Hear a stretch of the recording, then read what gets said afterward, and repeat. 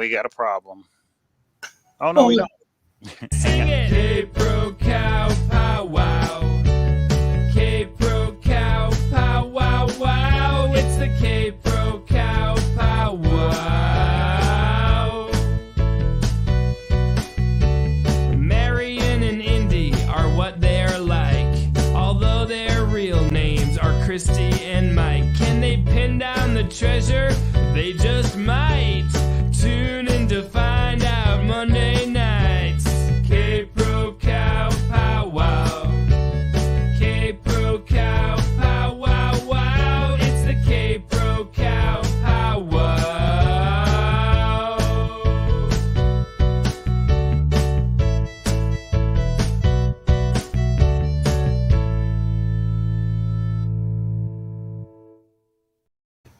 Okay, we are live, everybody. Finally, how is everybody?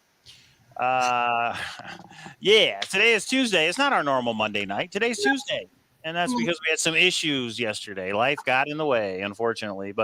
And today was a very long day too. But we're not going to go into that because you guys aren't concerned with how the day went today. No, You're concerned with Reddit. So how are you, K-Pro?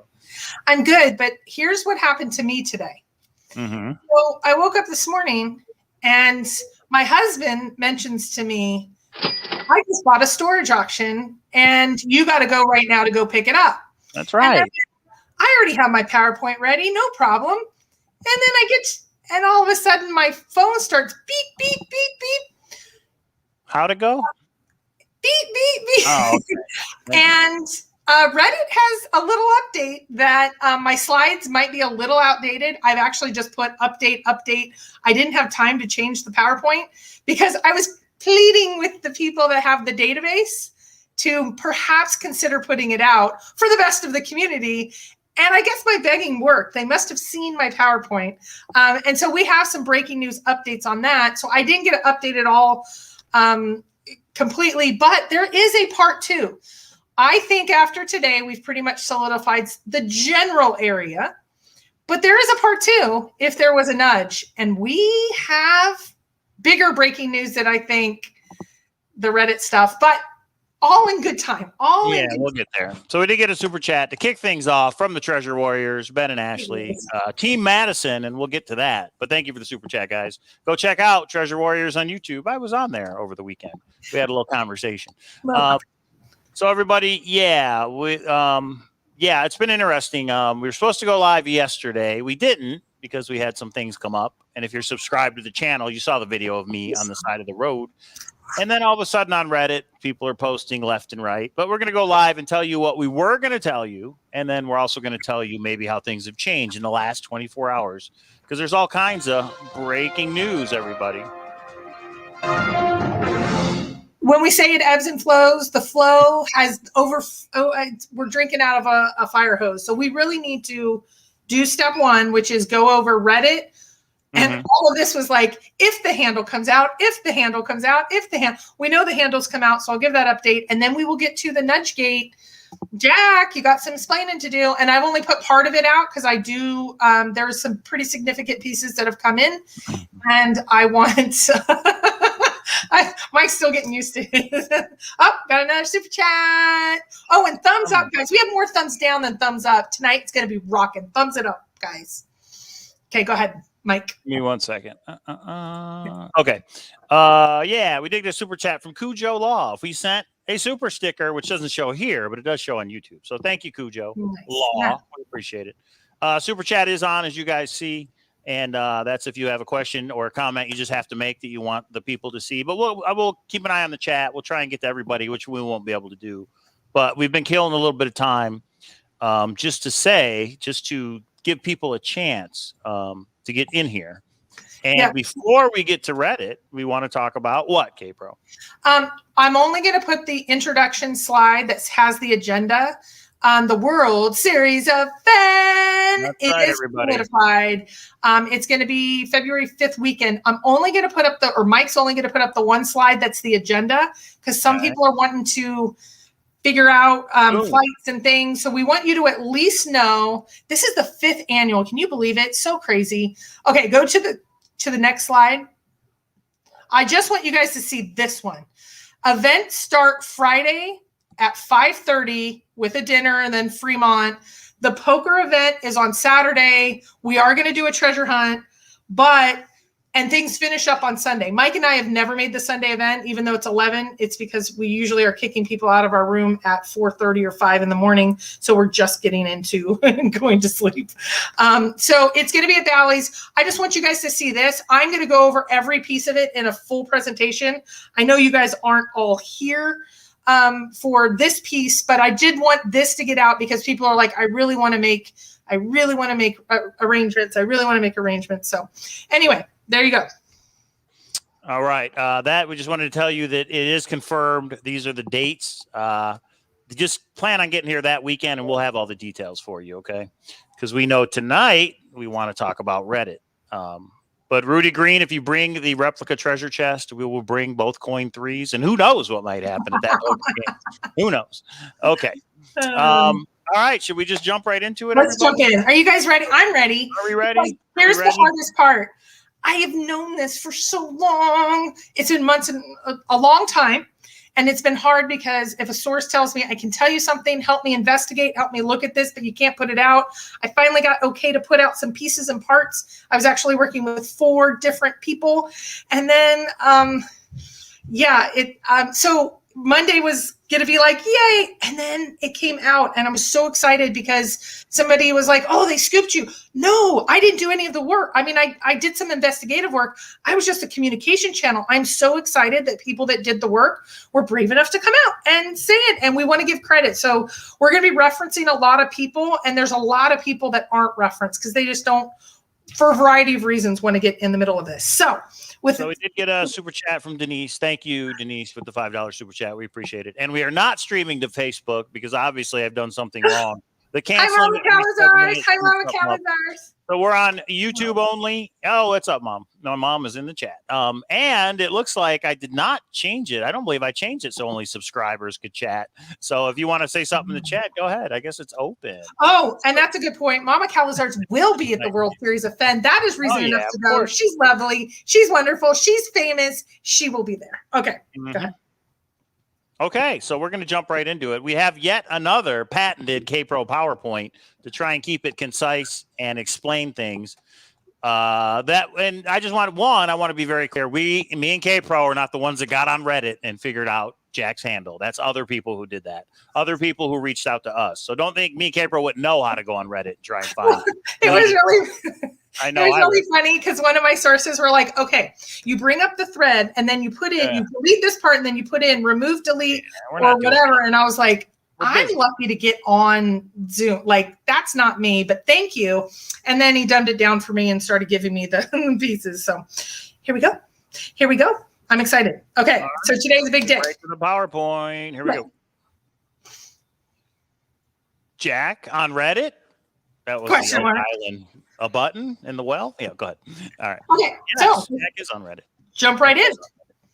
So again, some of this is going to be a little old if you were on the forums today, but this is what I had prepared. Go. Second slide. Okay, step 1. So I put this in steps because I know I feel like I'm drinking from a fire hose in the last 24 hours, and I've known stuff for like 4, 5, 6 months.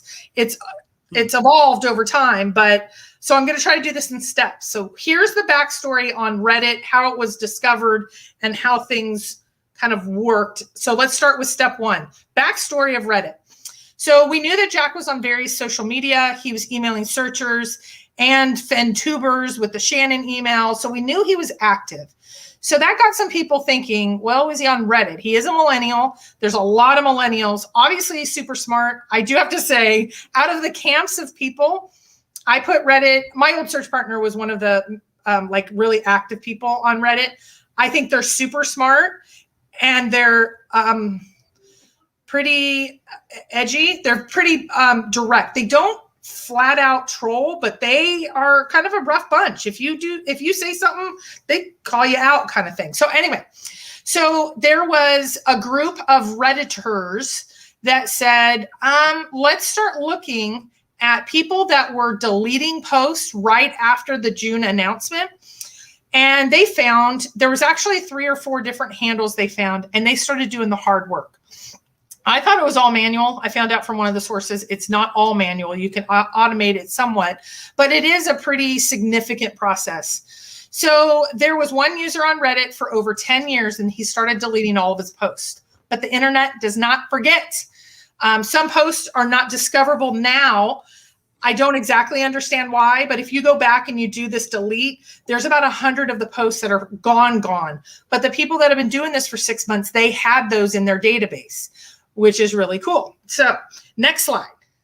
Well, and just let's be clear that Jack was a searcher before he found the treasure chest. He called into AGK. He had a YouTube channel. He was on Reddit, like many people. So that just also leads the credence or the theory that he was just a searcher like everybody else. But all right, let's get back. I mentioned so I have not gone through the 150 pages. I haven't gone through every single one of them. I need to now that this piece is out. I was preparing elsewhere and other things because there is a nudge gate situation that's going to come out of this database. Okay. Well, email that to me if you can, please, with a link so I could go check it out. Okay, honey. You emailed it to me this morning, and then I have I'm talking about with Supreme Seek. Just put in the chat. Oh, you're mentioned. I thought you were talking to me. I'm like, what, honey? No. Okay. So several different pockets of people started communicating with me and saying, did you know this part? Did you know this part? Did you know this part? And all of them, some of them were working together, but there was these little dyads, these little groups of people that some were super tech. Well, most of them were super techie. Oh, sorry, cha-ching. Chasing Indy says, for those doubting, Jack is a certain handle. This was the first account to post the Medium article on Reddit. This is how it all started. And so I have a slide on Reddit posted Jack's Medium article. Yeah, but we'll get there. There you go. You got to think. You got to put it together. Okay. That is one of my slides. I'll go over in a second. Yeah, okay, we'll go over that. So we have pockets of people. Now, why didn't they come out? Some of them are working with the media and have shared Jack's posts and that who he was and all of that, but they're under an NDA contract and it's going to be a year from now. I know of several, I think 3 right now that and I've talked to 2 of them. There's documentarians that have this information specifically. And some searchers, and I'm going to try to stop judging. Some searchers are more focused on the publicity they will get out of the shows rather than I don't want to wait a year. I have declined participation in those because I would have to get off of talking with you guys right now. So, but that is why some of them have not shared. Some of them were worried, is this doxing? Is it not? What does that mean? And so there was a lot of discussion about that. Some just don't want the hate in the community. I didn't put that on here because I'm trying to stay away from the drama portion. And I'm totally ignoring chat right now. So stop me if I need to. Okay. We know that this area specifically, there's been some sightings of searchers in this area. I mean, the punchline's out there. It's between 7 Mile Bridge and 9 Mile Hole. We'll get there. What? But I personally verified with 4 different sets of people. When you hear something from one and then a second, then a third, then a fourth, you kind of go, okay, this many people know it's going to be out soon. None wanted credit for the reveal though. I have not worked directly with the person that actually put it out, which is kind of funny because I worked with others.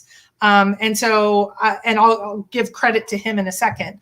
But at the time I said, I've actually seen the evidence. I'd actually seen all of this. And I think I've taken some pertinent, you can see there's hundreds and hundreds and hundreds of posts to go through. I will say I have picked out maybe the top 10 or 15. I got permission from the various sources, got a few here, got a few here, got a few here, put them all together. I think it's pretty obvious that it's Jack, but I want you to see them. And then the database is out there. It's on Thor and it's on Reddit. Go ahead. Well, what I wanted to say was it's interesting that people had this, I think, for quite a while. Do you have any time frame? How long people have had this? Or no? I believe in 6 months ago is when 6 months ago. That was the first time. I think it was about January, the first time I heard. Now there was 2 or 3 competing, but it really solidified, I think, about 3 months ago that it was kind of for sure this particular account. For whatever reason, people didn't want to come forward and put it out themselves. So then it was given to us, but the person or the people is actually different sources wanted to be anonymous. And that's because they know that we'll go live with it. We're not going to hang on to it. Now, like K-Pro said, some things were shared and it was like, you can't share that, but we do want you at least to get the word out, right? Do I have that right? Yeah, there are some pieces that you will see later that I have not put out because one of the reasons is I have not verified it with Jack. I try to give Jack the heads up. I gave him the heads up about this. And he did not say, no, don't, it's stalking, it's illegal, cease and desist. He didn't say any of that. So I feel once I give him, he asked me to let him know because he will weigh in if he has any issues after our previous incidents. He didn't with this.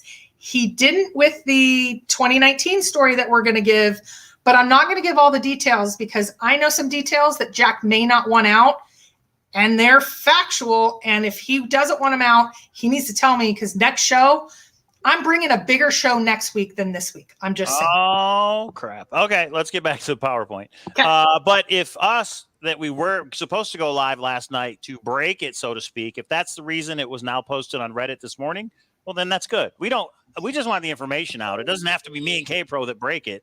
If we're the reason that they finally posted it on Reddit, well, then I'm glad. It's just getting the information out to the community, and then the community decides if they believe it or not. But, okay, here we go. Okay, and Buffalo Bill, you're nice and all, but we're not going to discuss that in here because we're discussing content, my friend. Okay, so sources related to Jack's handle. Stay tuned, Alan. Stay tuned. Go ahead. Okay, no, next slide. I was on this slide. I already did this one. How did the handle get discovered? Question. Okay, so I knew of two groups that I had not had communication with, and I'm really sorry. A lot of the people were banned from Thor, but it's like Ben says, everybody's been banned one time or another. I know I run a tighter ship there. I just try to. But how did they do this? They did it through deleted post. Jack was actually private messaging different searchers and emailing different searchers.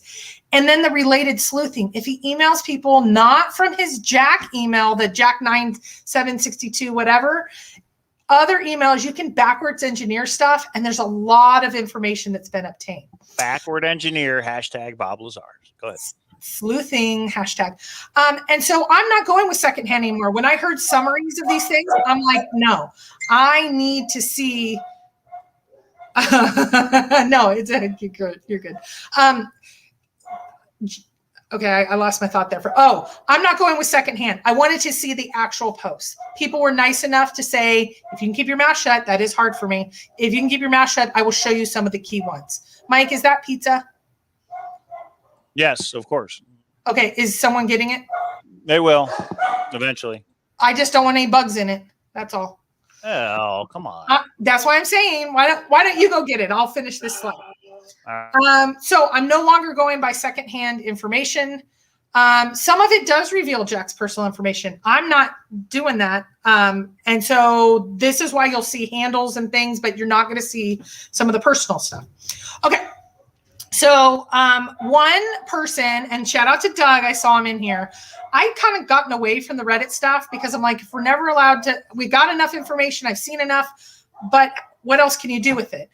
And then Doug, he's in here. Thank you, Doug. You kind of when you said, well, what about Veg Finner? Veg Finner is not Jack, but special thanks to Doug because that's what really kind of refocused me. This was maybe 3-4 weeks ago on maybe we should do a show about, and I checked in with some of the sources and said, can we at least put a little bit more out?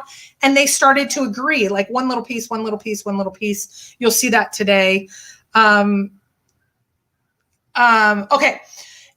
But the one thing I can say is all the groups agree. This is Jack's handle without a doubt. Now, does he say everything exactly honestly?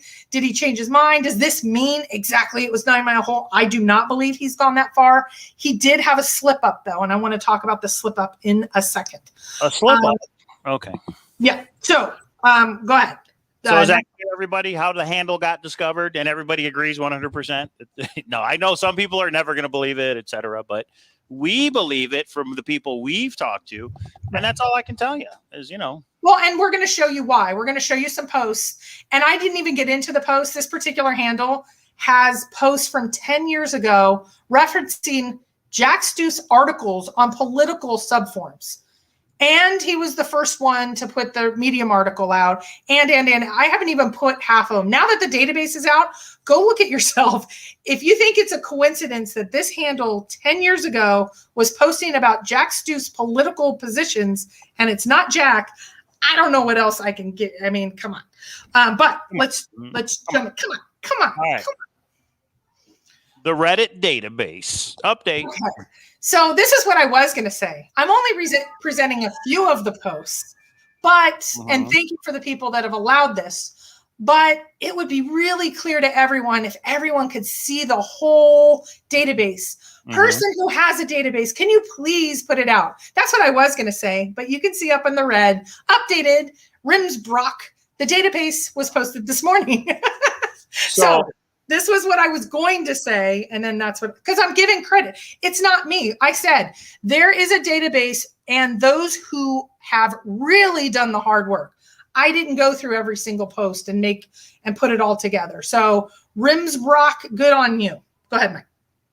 No, I was just going to say, and this is what we're talking about. If that person released it this morning only because we were going to break it last night, well, then good. That's actually a good thing to get it out to the community. So hopefully everything's there and they release all of it because let the community make their own decisions. But we're going to talk about some of the posts that we were given the okay to share before that was shared. And then we're going to make some conclusions from that. And what I said is I've seen enough that I'm 100%. And Mike, the more sensible one, he was 100%. So consider putting it out. So, and if they did, I love it. I love it. We're all working together. Okay. Next. Where they will be shared. I have direct information and these other documentarians are going to be putting it out in a year. So why not put it out now? This was my pitch to the people to put it out. This again, upper right-hand corner. We don't even need to talk about this slide. I said, hey, if you want Thor to be a channel, you cannot put personal stuff, but you could put different discussion posts and things about it. But again, we don't need to discuss this slide because yesterday everything was different. This whole discussion is going to be different now. And I think much better and richer now that you guys have seen the database. Okay. Next slide. Okay. So another piece that kind of comes together. We know Cynthia and the Nooker crews and the media people and the camera crews have all been up near between 7, 8, 9 Mile, or the bridge and 9 Mile. So I did get permission. I talked to her a couple days ago. I haven't talked to her in a while, so it was great to check in with her. And I said, you have a recent video out. Can I share it on our channel? I'd like to play it. Or first, let's do the Outside Magazine article. Can you click on that and bring it up? No, I can't click on that. It doesn't work that way on here. Or does it? Oh, yeah. I embedded it. Okay. Oh. I'm not good at technology except for PowerPoint. It's because K-Pro knows what she's doing. Okay, give me a second. We go over there. We do this. Oh, we have to stop doing that. Stop that. And we got to do this. Okay, there it is. Let me see if I can make it a little bigger. Now, what are we looking for in this article? Well, let me correct something because Goldilocks, I kind of said it that way, but this is how I mean it. He doesn't have to approve the content, but if he knows something is factually incorrect, especially about something of his personally, he has asked me, just let me know, and I'll tell you if you're totally wrong, because it could expose him, because we know there's some very dangerous predators, bad people in this community that are going after him and his family, and I don't want to expose that. It's a fine line between we need to understand Jack to know if Jack was the actual finder. I think the solution's one piece, but this whole backstory of Jack is an important one, and I have had my own ethical dilemmas of what to share, what not to share. When it comes to Jack, emails people can reverse engineer. I don't even understand all the stuff people can do. Anyway. Okay. So. Yes. What are we looking for in this article? Let's go to the top. This is the top. Okay. I don't think we need to read the whole thing, but this is Cynthia talks about she headed to the woods of Yellowstone National Park. Now look at in the blue. Forrest Fenn, on Reddit, one hunter compiled a spreadsheet of more than 300 email conversations between searchers and Stoof which grows every day. Okay, that was actually not the one I was talking about. So let's go at the very bottom where they quote Cowlazars. I don't remember. Online conspiracies like Pizzagate and QAnon have gone from message boards to armed men storming pizza shops and government buildings. So there's a very real fear a searcher might go too far. That one? Blah, blah. No, keep going. I have no idea. I don't know what you're looking for. Okay, shut this down. Let's go to okay. All right. I don't know what we were supposed to show. I don't remember what. There was something specific in there related to Cynthia that then we got into Cynthia's. There are people. Here's Mike's quote at the very bottom. There are people who've devoted the last 10 years of their lives to this thing, Mike Colling said, and they're not going to just let it go, which is true. We're not going to just let it go, everybody. Right. You were looking for a thing from Cynthia. That's at the top. But that's okay. Let's just shut this one down. Let's keep going. Okay. Give me a second. So we do that. We go into our video now? Yeah. It's only like 3 minutes long, I think. I wasn't going to play the whole thing. Because she actually says what? Part of the reason she's in that location is a Reddit post by Jack in 2018. Yeah, here it is. Will become important. Yeah. Jack described his first river crossing on Reddit in May 2018 as treacherous. No shit, Jack. But I sure as heck give you credit for crossing when the water was high and the current was swift. So right there, Cynthia says that Jack put it on Reddit. Now, how would Cynthia know that, unless people have figured out his handle, in other words. Right.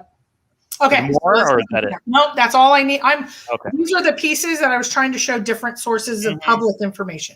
Okay, so next slide.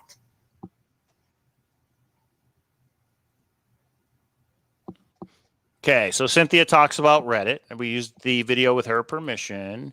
Jack's handle. So Jack's handle's been around for over a decade. He was the first, like Indy already super chatted, he was the first to break the Medium article on Reddit. Many Reddit frequent users knew him. He was not shy. He was a frequent person. He flamed some of the tubers. He was pretty opinionated. So I'm going to show you the highlights that I pulled out of the database. Searching along the Madison, the treacherous river crossing, what to do if you find it, confirmation bias, 7 and 9 mile hole. There were over 200 comments at one time. He deleted a lot of them, and there's about 100 that's no longer even searchable. Again, I don't understand all of it, but the database has the huge mass collection. Now, if you try to do all the remove Reddit, a lot of the stuff is gone. Again, I don't understand how and why, but that is the facts as I've been told them. Okay. So this was all trying to kind of convince you guys that it was Jack. Now that you see them all, but let me hit the highlights of why I think it's Jack, even though there's a lot of consensus around it. Next slide. But also to be clear, when Jack found the treasure chest, he didn't delete them right away. I think he didn't think anybody would know it was him. I mean, I don't know. I can't speak. He deleted them after he found the treasure chest. Well, he deleted some right after the announcement in June, on June 6th or June 8th or 10th. Yeah. And then a searcher on Reddit actually contacted him and said, "Did you know that we've discovered the condor?" Right. And he deleted a ton more at that time. And that's confirmation right there. But here are some of the posts, and here's the breaking news, everybody. If you haven't read them, if you haven't seen them, yeah, okay. The few example posts I do have permission to share. So think about Jack's Medium. Hang on. Oh, sorry. Think about Jack's Medium articles. Think about what we have out from him right now, the Dan Barbarisi interview, etc. If you add those two, and now we have this database of this condor person. And so if you add the two together, that's where we see some consistency. And sometimes the wording is exactly the same. I didn't even include the pirate ones and a few of the other ones. So I think the most telling one, so I'm going to go first generally into some things he talked about, and then I'm going to go into his specific searches and when he talks about his searches. This is his post or no? Pardon me? This is his post or no? Yes, this is his post. So go ahead, Mike, you read it. And it was prior to the treasure find, because there's no date associated with this one. I just want to make sure it's clear. This is before the treasure chest was found. Yes. We did get a super chat. Mr. Rudy Green says Jack was a real searcher with the $11.09. Everybody, yeah, that is true. Jack was a real searcher, and I think this does prove that. He was on Reddit. He's posting. He's calling into AGK. He was just like one of us. until he found the treasure chest. Okay, this is Jack's post from Reddit prior to the find. Yeah. For anyone who has seen this New Mexico tourism ad and wondered about Fenn saying he's told the camera crew something you wish he had not, I pursued this via a New Mexico Inspection of Public Records Act request to try to get my hands on what they shot. Unfortunately, I hit a dead end, so I thought I'd save others the trouble. The people at the tourism department emailed me to say they no longer have the raw footage. Doesn't that contradict what he said later? Well, he actually did a FOIA back in the previous. He has explained somewhere, and if somebody wants to reference it, that he tried and they first initially tried to say no, but then he got it. And I confirmed. I did another FOIA today before the show, and I have some additional information on that. So yeah, because I've done 3 FOIAs on 3 different things with 3 different entities in the last week. There's a lot. FOIA, everybody. All right. Thank you for that super chat, everybody. All right, let's go back to it. So basically he was saying back then, and remember, I don't know if I have a date on this, but it was saying I couldn't get it. They're saying they don't. It's in the database. I don't know what the date is. Yeah, we can look it up. It'll be easy to look. Okay. Next one. Yeah. So this person, this handle is talking about that. Now, where F wanted to die. What do you mean international search? It's WWWH for him because he's leading us to where he wants to die in terms of the poem. That was a little more general, but I like it. Okay. That's consistent with what Jack was saying. Okay. We got another super chat. I'm very suspicious of Shadowcaster because he's seen posting everywhere you see Jack's Reddit handle. And there is a handle. So that's interesting. Okay, Candy. I don't know about that, but all right. Okay. Connie says K-Pro's the finder of the finder with those FOIAs. All right. So again, I don't think these two things prove it's Jack, but it's definitely interesting. He talks about the New Mexico tourism video because we know that Jack did get the info he was looking for. Confirmation bias. Has Jack ever talked about that? Yeah, there it is. This Reddit user posted about confirmation bias. Number 2 thing that we know about Jack. I like this. Examples of the brutality of confirmation bias abound in the chase. Just look at the guy on YouTube who spends all his days trying to prove a vast conspiracy for hiding the chest at San Lazaro. One's first idea is probably wrong. I know we can't really say what will work, but like most things in life, I imagine educating oneself as much as possible about the mystery at hand and working hard will make the winning solution. Yeah, and isn't it funny because that guy is actually suing him now, thinking it was in San Lazaro. Suing who? Forrest? Jack this guy is suing. Are you serious? Yeah, that's one of the 5 lawsuits right now. Okay. Sad. Very sad. Key slips. Now, again, this is also a post from Jack on Reddit? Yes. Okay. I agree with your perspective on a lot of this. I like Fenn a lot, but I see no reason to treat him as some flawless supreme being. I have no evidence Fenn is a brilliant writer or poet or puzzle master, and I take him at his word when he says this is straightforward.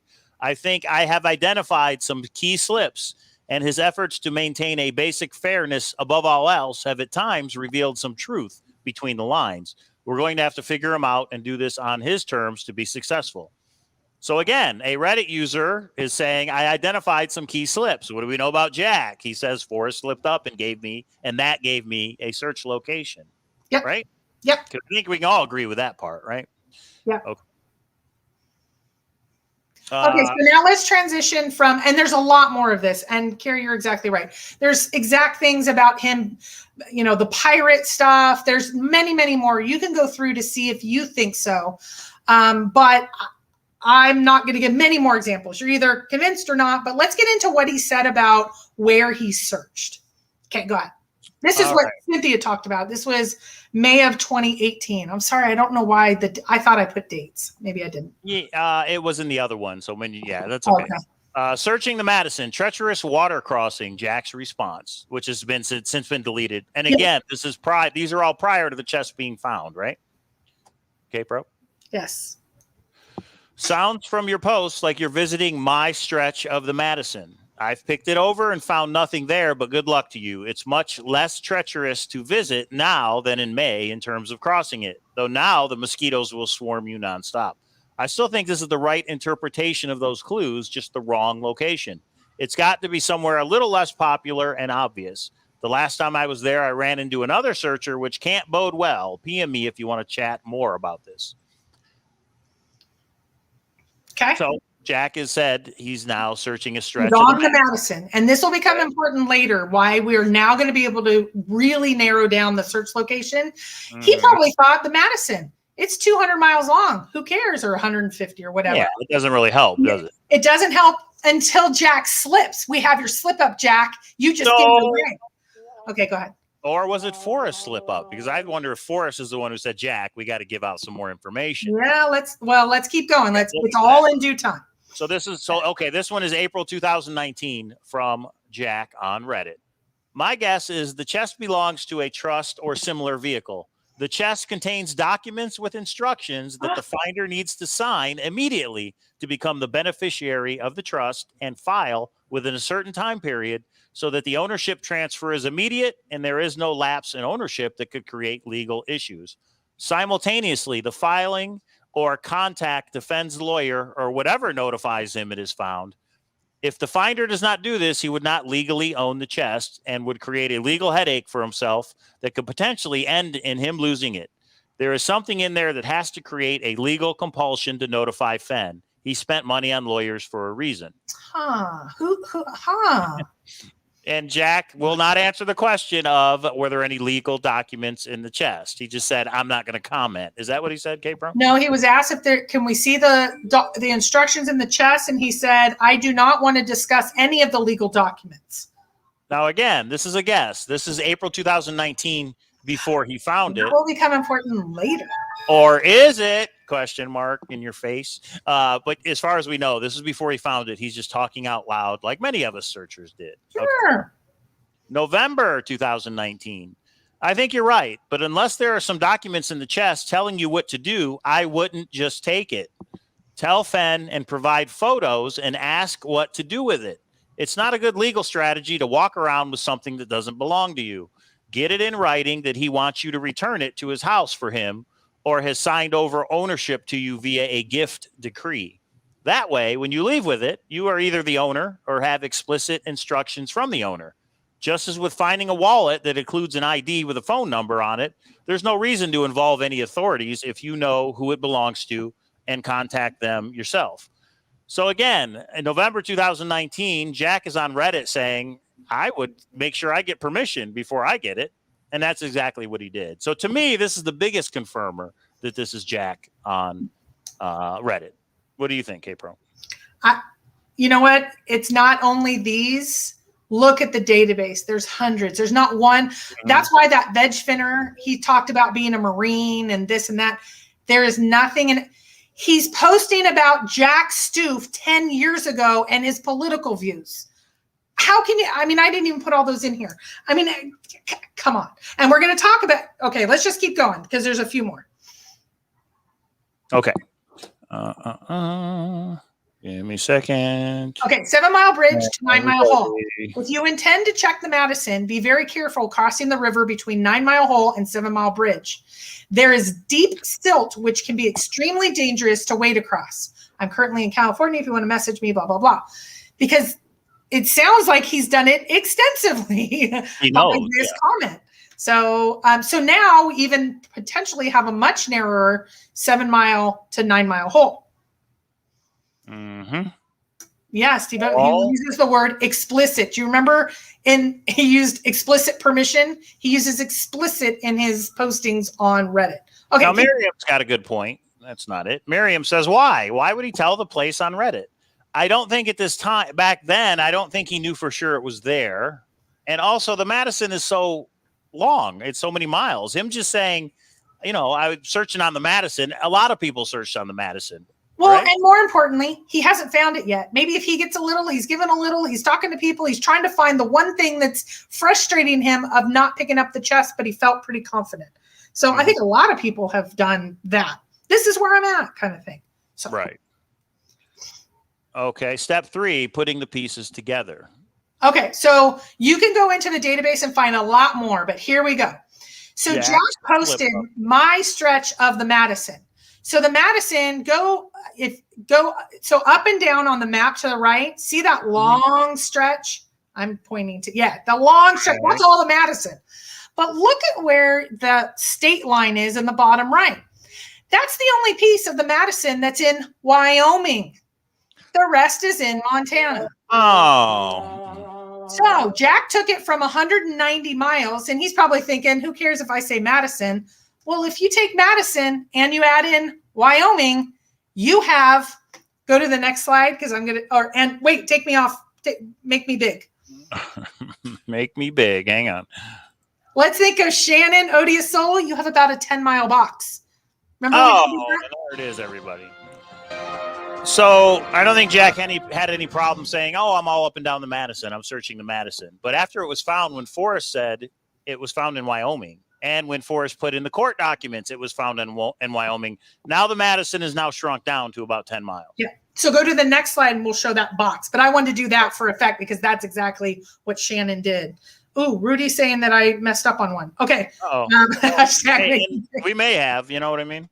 Okay, so that's the 10-mile stretch right there. So now we have gone from 190 miles. We have Jack confirming Madison, and he's confirming this small stretch. There you go. So this is the part of the Madison that is in Wyoming, correct? Correct. And then right here, the Madison basically terminates because it turns into Gibbons or the fire hole, right? Yes. Okay. Okay, next slide. And it's just such a popular area. Now let's marry this to a solve. Does it fit, right? Yeah. So, and we know this is a popular search location. I think if the blaze was not broken, we would have had, it would have been like a Copper Dan search. It would have been done in, just kidding. Copper Dan. Okay. So let's now marry this to a solve. Next slide, Mike, before you get interrupted. So I know a lot of you have put together solves in this area, and I'm going to be referencing 3 different searchers that this was their particular search location. But I really want to give props to Vertigo. If you go on Thor, there is a very nicely laid out 30-page solve about specifically this solution that gets you to the location that Jack seemed to be in. There's a little bit of a jump here, though, because there's really 3 areas that in that area of the Madison that it could be. This is the leading consensus. That's why everybody's at 9 Mile right now. So he has, or she has, everything but the Blaze Madison 9 Mile hole. So special thanks to him. Must listen good. Rudy, there's like 3 or 4 people that have had a lot of discussion around this. It has over 15,000 views and over 500 responses to it. Thank you for putting it together so well. The pictures are gorgeous. I have lifted enough under kind of fair use, but I'm not going to go into every single aspect. It's awesome, though. So other people, you might say, but I had it first. I had it 4 years ago or 5 years. I'm getting credit to Vertigo for how well he laid it out. I don't know who came up with it first. But this is that 10-mile stretch. We already talked about Odious Soul. And there's no consensus right now. And Jack did not say, I found it here. He just talked about 7 Mile bridge and 9 Mile hole. And there's some reasons specifically, if you go into the put-in area has to be before 7 Mile bridge for certain reasons, etc. So let's just keep going. And this is just an example. So begin at where Warm Waters Hole, Fire Hole and Gibbon. This is known as Madison Junction. If you guys don't know Madison Junction, my goodness, you're crazy. But if that's true, I mean, everybody thought it was Madison Junction in the beginning. I remember Dale did, and then he didn't, and then he did, and then he didn't. But I do remember a comment from Forrest, and that is, he said, when people find out where it is, they will be surprised. And I think that fits right there along the Madison. It's the most common sense solution. It's a fishing hole from when he was a kid. With his he references it specifically in TTOTC. The picture of the rock is in the book. Yes. And he also said people are going to say, gosh, that was easier than I thought. And they've been doing all this GPS craziness and all that. It really means it would be straightforward. And again, but that would mean try the wheel, the GPS, the anagrams, Matizzi pitchfork, all that's out. If it's just as simple. If it's just as simple as it's a fishing hole. Now, I'm not saying I believe it is 100%. I'm kind of following along, and I still have to make a decision for myself. Yeah. All right. Okay. Okay. Beginning of World War, Madison Junction. Yeah, and there's some really great pictures he has. You take it in the canyon down. You're going to be driving down the canyon. Put in below the Homer Brown. I personally don't like this, but let's see. Look at the chat, K-Pro. Is that true? Didn't Forrest tell you it's not a fishing hole? No. God, that would have been a huge hint. No. Right. Okay. Nope. Okay, so that is not true, and it happens. Okay. The Homer Brown must be a storied fishing hole somewhere in this stretch. If we can locate it precisely with the help of subsequent clues, we know that we're going to be putting in, wading in the right area in the Madison. One thing that just got added to this discussion in Rumblings and Ramblings, this is where Forrest used to race his grandpa to get to 9 Mile Hole because it was the best fishing spot, was actually only had the ability to have one person at it. So he would race his grandpa there, which I just thought Rumblings and Ramblings is pretty interesting that there's a tie-in there. Okay. Quite the contrary. Fenn said a fly fisher could stumble over it. I don't remember that quote either. I don't remember that one either. Maybe, sure. Okay. But what's interesting to me, I don't know about the Homer Brown being a fishing hole, because me as a newbie, you could say, to fishing, I have to know it's a fishing hole. Yeah, is it specialized knowledge? Yeah, I would like to go down this route of the Madison. To me, is there a sign that has Brown in it? Because it's the most important part. Forrest said people have solved the first 2 clues, and they go right past the other 7. If you don't know where to put in, if you don't know where to stop and cross the Madison, you're going to go right by everything else. Well, we know you need a parking lot because he said you park and then put in. And it just means the poem was literal. Put in. The worth the cold. It did mean you have to walk through water. Yeah. We overcomplicated it so much, at least I did, that usually the simplest solution is usually the right one, everybody. And just maybe that's what this is. So let's keep going on. There is a sign, Vertigo says, and it's in Rudy's video. Well, I might have gotten permission to use Rudy's video. We do have it. Okay, here we go. I guess I watched the video. I don't remember the sign. Okay, well, good. We're going to watch it together. Well, there's a couple of videos. I don't know which one. Oh, okay. We don't know which one. Rudy, email it to me if you have a sign. There is a sign right before that says Ness Creek. Okay. Nez Creek or no? Nez Creek. GNEISS. Oh, okay. No, not Nez Creek. Okay. Okay. There's no place for the meat. This is where you have to be. You're actually going to be putting in. You're going to be getting in the Madison River. Right. I mean, doesn't that make sense? You've got to cross it. And yeah. Is it deep? Is it not deep? It depends what time of year you're there, right? Yeah. Well, and that's a big thing. So there's 2 videos I'd like you to watch. They're both on Rudy's channel. We're going to click on the one, and then you guys go and watch the other. He has some music in there that I'm not sure if there was a copyright issue or not. So I don't want to lose everything for today. So let's click on the first one. I just want to show you the area. He had just been up there. He's one of the many people that have been up and kind of ahead of all of us. General community of knowing some of these things or knowing just the general area. I don't know how long you searched there, but if you'll click on that link, I want to show you kind of that area. Give me a second. Okay. Okay, I had some issues there. Okay, we're back. Okay, this is Rudy. Yes, Manuel. Wading into the Madison River. Okay, here we go. Thumbs up for the new software, everybody, so we can show chat and videos just like this. Okay, here we go. I will leave the audio off unless you think it needs to be on, Rudy. Hey, what I hit there? Boom. Okay, here we go. Okay, July 8th, 2021. He was just there this month, everybody, crossing below the rock. We bumped into Cynthia and I think Jens and all those guys. Yeah. Shout out to Jens and his documentary. Maybe he'll give us an update at some point. But this is breaking news for a lot of people. And I shouldn't say maybe breaking news. This is huge for a lot of people because a lot of people searched this. This was their area at some point along the last 10 years. And now that they hear that maybe it was found there, it's like, I was so close. But think about it. Just look across the street and look across the Madison and all those trees, a 10-inch by 10-inch box. Everybody could have very easily missed it, right? I believe so. It took Jack 2 weeks, even knowing that area, right? So I understand why people missed it. Okay. This is about 7 minutes long. So that is the area of Madison right here. Yeah. And I just wanted you guys, we don't need to watch all of it unless I've watched so many videos. I don't think he purges in, does he? Does he cross? Yeah. He does. Look, he walks right there. So right there is not that deep, obviously. But I wonder what the current is. I wonder if the current will knock you on your butt if you don't K-Pro, I sent you a sign of Nice Creek sign right at the 7 Mile Bridge. So check it out, K-Pro. Steve, you Thank probably you to Rudy, by the way, for sending us this video. And thank you to Cynthia for also allowing us to use her video. Ooh.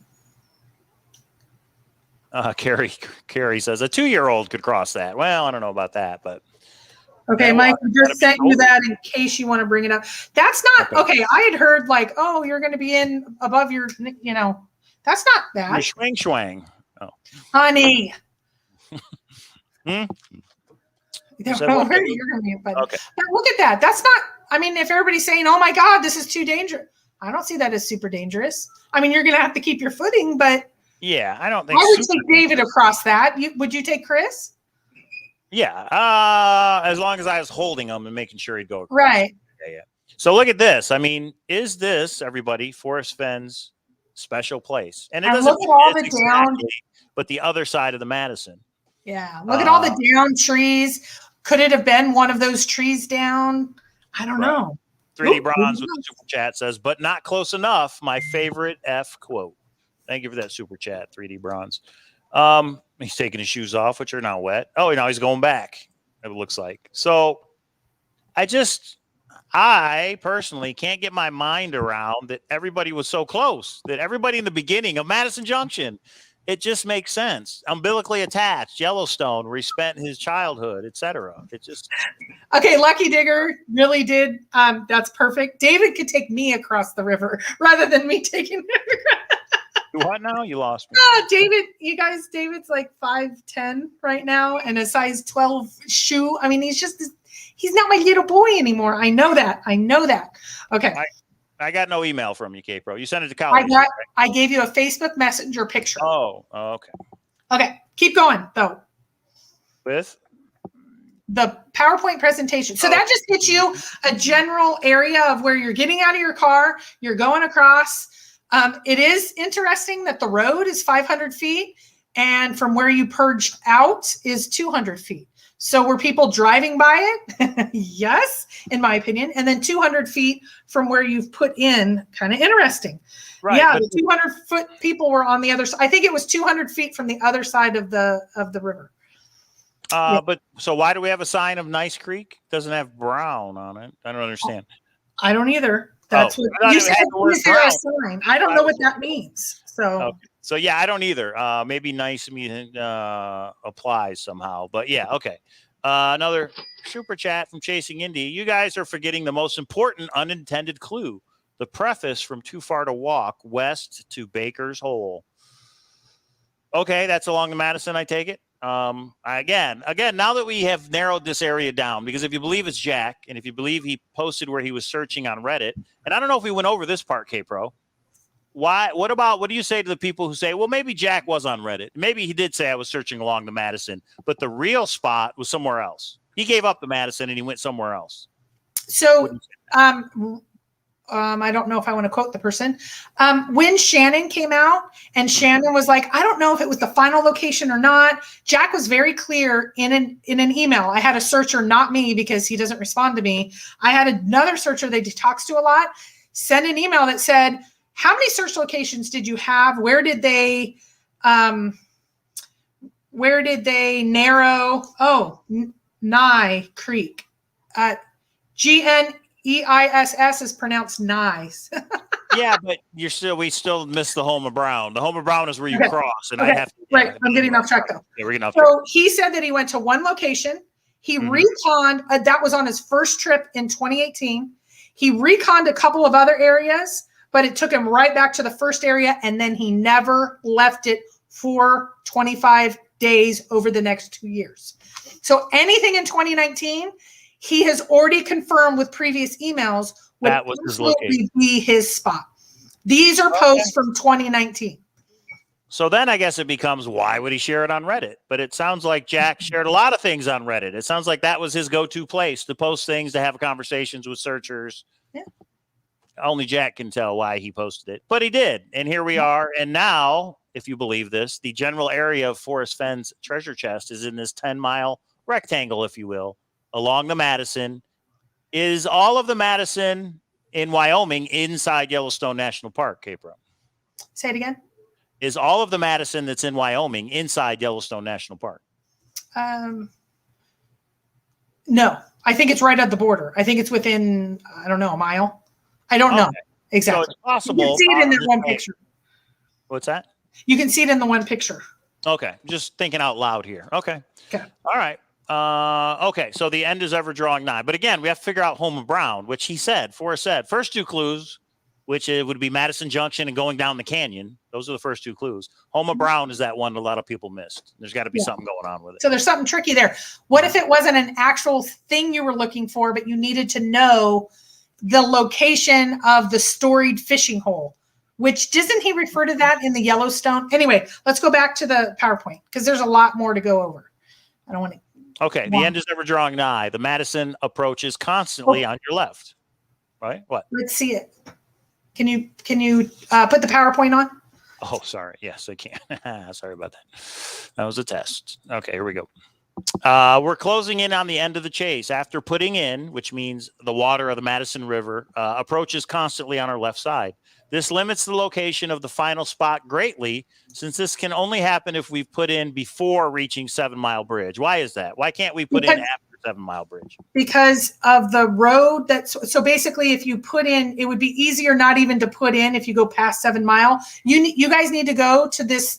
I had all this detail in here, but I'm just walking through a potential solve. He explains it really well. Like past 7 Mile Bridge, you wouldn't have to purge over. You wouldn't have to put in.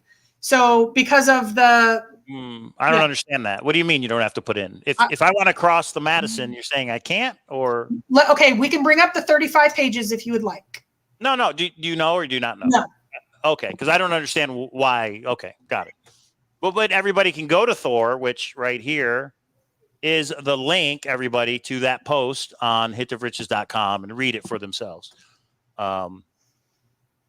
Okay.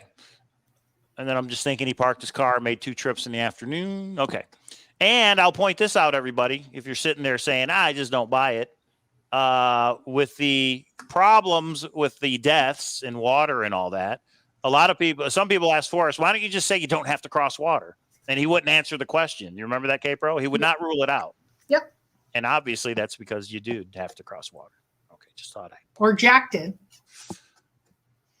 There'll be no paddle up your creek. You'll have to fully cross the Madison River. After putting in, we can go upstream, downstream, or across to the other bank of the river. Upstream and downstream don't make sense. If we needed to go in one of those directions, it would have been easier to put in at a different location. Across is the wisest option. Oh, well, there'll be no paddle means you're not using a boat. You're walking across, in my opinion. It just makes sense to me saying you don't get in the Madison and go down in a boat or up in a boat because there is no paddle. Right? Okay. We can agree on that one? Yep. All right. Just heavy loads and water high. Keep going. Where large boulders sit in the water upstream. Stream loads are solids that are transported downstream by flowing water. They range from tiny particles suspended in the water to sand, gravel, or cobble that rolls along the riverbed. Heavy loads are rocks or boulders that sit on the riverbed. Between Madison Junction and 7 Mile Bridge, the most substantial boulders are found clustered together near a fishing hole called 9 Mile Hole. They sit directly on the riverbed, partly submerged and partly protruding out of the water. The area. So this is 9 Mile Hole right here? Yep. Or like close to it. Okay. But again, you don't cross over at 9 Mile Hole. You cross over at 7 Mile Hole. Is that the theory? I don't think anybody exactly knows. I think we're down to 2 or 3 areas. You got to go there to see it. There's a couple areas that seem appropriate to put in at. And that's why I don't want to overstate. I don't think we know the exact, spot for whatever. I think some people believe it, but yeah. Now 3D Bronze points out where to go. The Madison is not a creek, just saying. So no paddle up your creek. Why do you use the word creek? Maybe well, there's a creek. There's a creek there. There's only 3 spots that a creek would be. Well, you guys will see. The Madison is a creek. Okay, it's later on. The Madison is a river. There is a creek. Okay. All right, the area. Wise and look quickly down. All right. So go ahead. there's the rock from TTOTC. There's the rock that's at 9 Mile. Oh, we need to go back. Yeah, that one. All right. Do you see the rock? Oh, my brothers. Yeah, that rock right there is what we just showed? No. Oh, okay. There is a rock right there. Got it. Yeah. And there's a whole discussion on every rock in this area and which ones are on which pages and all of that. So he trickled them all throughout. And we got the super chat from Miles Sandwich, who says home of Brown equals home of brothers. Okay, well, there's one theory. The home of Brown's a tricky one, I think, for sure. I would have to go drive it myself and see what I could figure out. If you've been wise and found the blaze, if you cross at the correct spot and found the blaze. Oh, the if you've been wise part, you're saying, is where you cross the Madison at. That makes sense. Okay. So you actually see. You know how Forrest said what is the blaze? Anything that stands out. I'm going to show you a picture in a minute. So you're standing on the one side, you look over, you've been wise, you see what stands out. Now the broken blaze can change all that, but I'm going to show you some examples in a minute from another searcher that this was his spot. So if you've been wise and found the blaze, okay, so it's anything that stands out, right? So look quickly down. So then you purge, you go through, and then you look quickly down. So go to the next slide. So this is actually a video, but do not play it. He has copyrighted music in it, but I took some stills. You can see on the left, that's Ben Napple, searcher 2342. You can see in the middle, kind of left, what is that? It's a huge stinking rock. It's something. Is that the blaze? I don't know. The white thing is a huge rock right here? Look at it on the right. Yeah, that's a huge rock. Oh, but you can see it. I see. I mean, you could say it stands out, definitely stands out when you see this huge white thing. Okay. I'm not saying it is. I'm just giving some examples of the area. So go to the next slide. Another possible blaze. Look at that. That's right across as well. See, I personally don't agree with those, but okay. I mean, they're just theories, right? They're possible. Yeah. We're only theorizing based on, we just know, well, yeah, keep going. Yes, Dan, you're a little late, just so you know. A little late. We found Copper Dan's post on Reddit. Yeah, because I think Forrest made the blaze personally, but that's just me. So, okay. But could he have tied something to that tree? I don't know. Maybe. Okay. Is this confirmed with 84 exclamation points, K-Pro? Yeah, the answer is no. The solution is not confirmed, but Vertigo did, I think, a good job in laying out the potential of what it could be. I don't think we know unless it came from Forrest. But what we do, in my opinion, have confirmed is Jack's handle and confirmation, in my opinion, that there is confirmation. I think this area is going to be filmed with at least 3 documentarians. And if you think about the sightings from 9 Mile, we have Cynthia, Justin, Rudy, Tony, Ben, Ashley, Matt, Amy, Tilo, Jens, and camera crews that have all either had a video cited, talked about, posts on different forums. All of these people have been to this area. Most believe it's between 7 Mile Bridge and 9 Mile Hole due to Jack's post. But the exact location, I just talked to one of the people that said, based on that specific statute that we already went over before, they will not be, even if they found the final spot, they will not be giving it out. And at least one of the documentarian crews checked with their legal department, and they won't be putting out the exact spot due to that statute.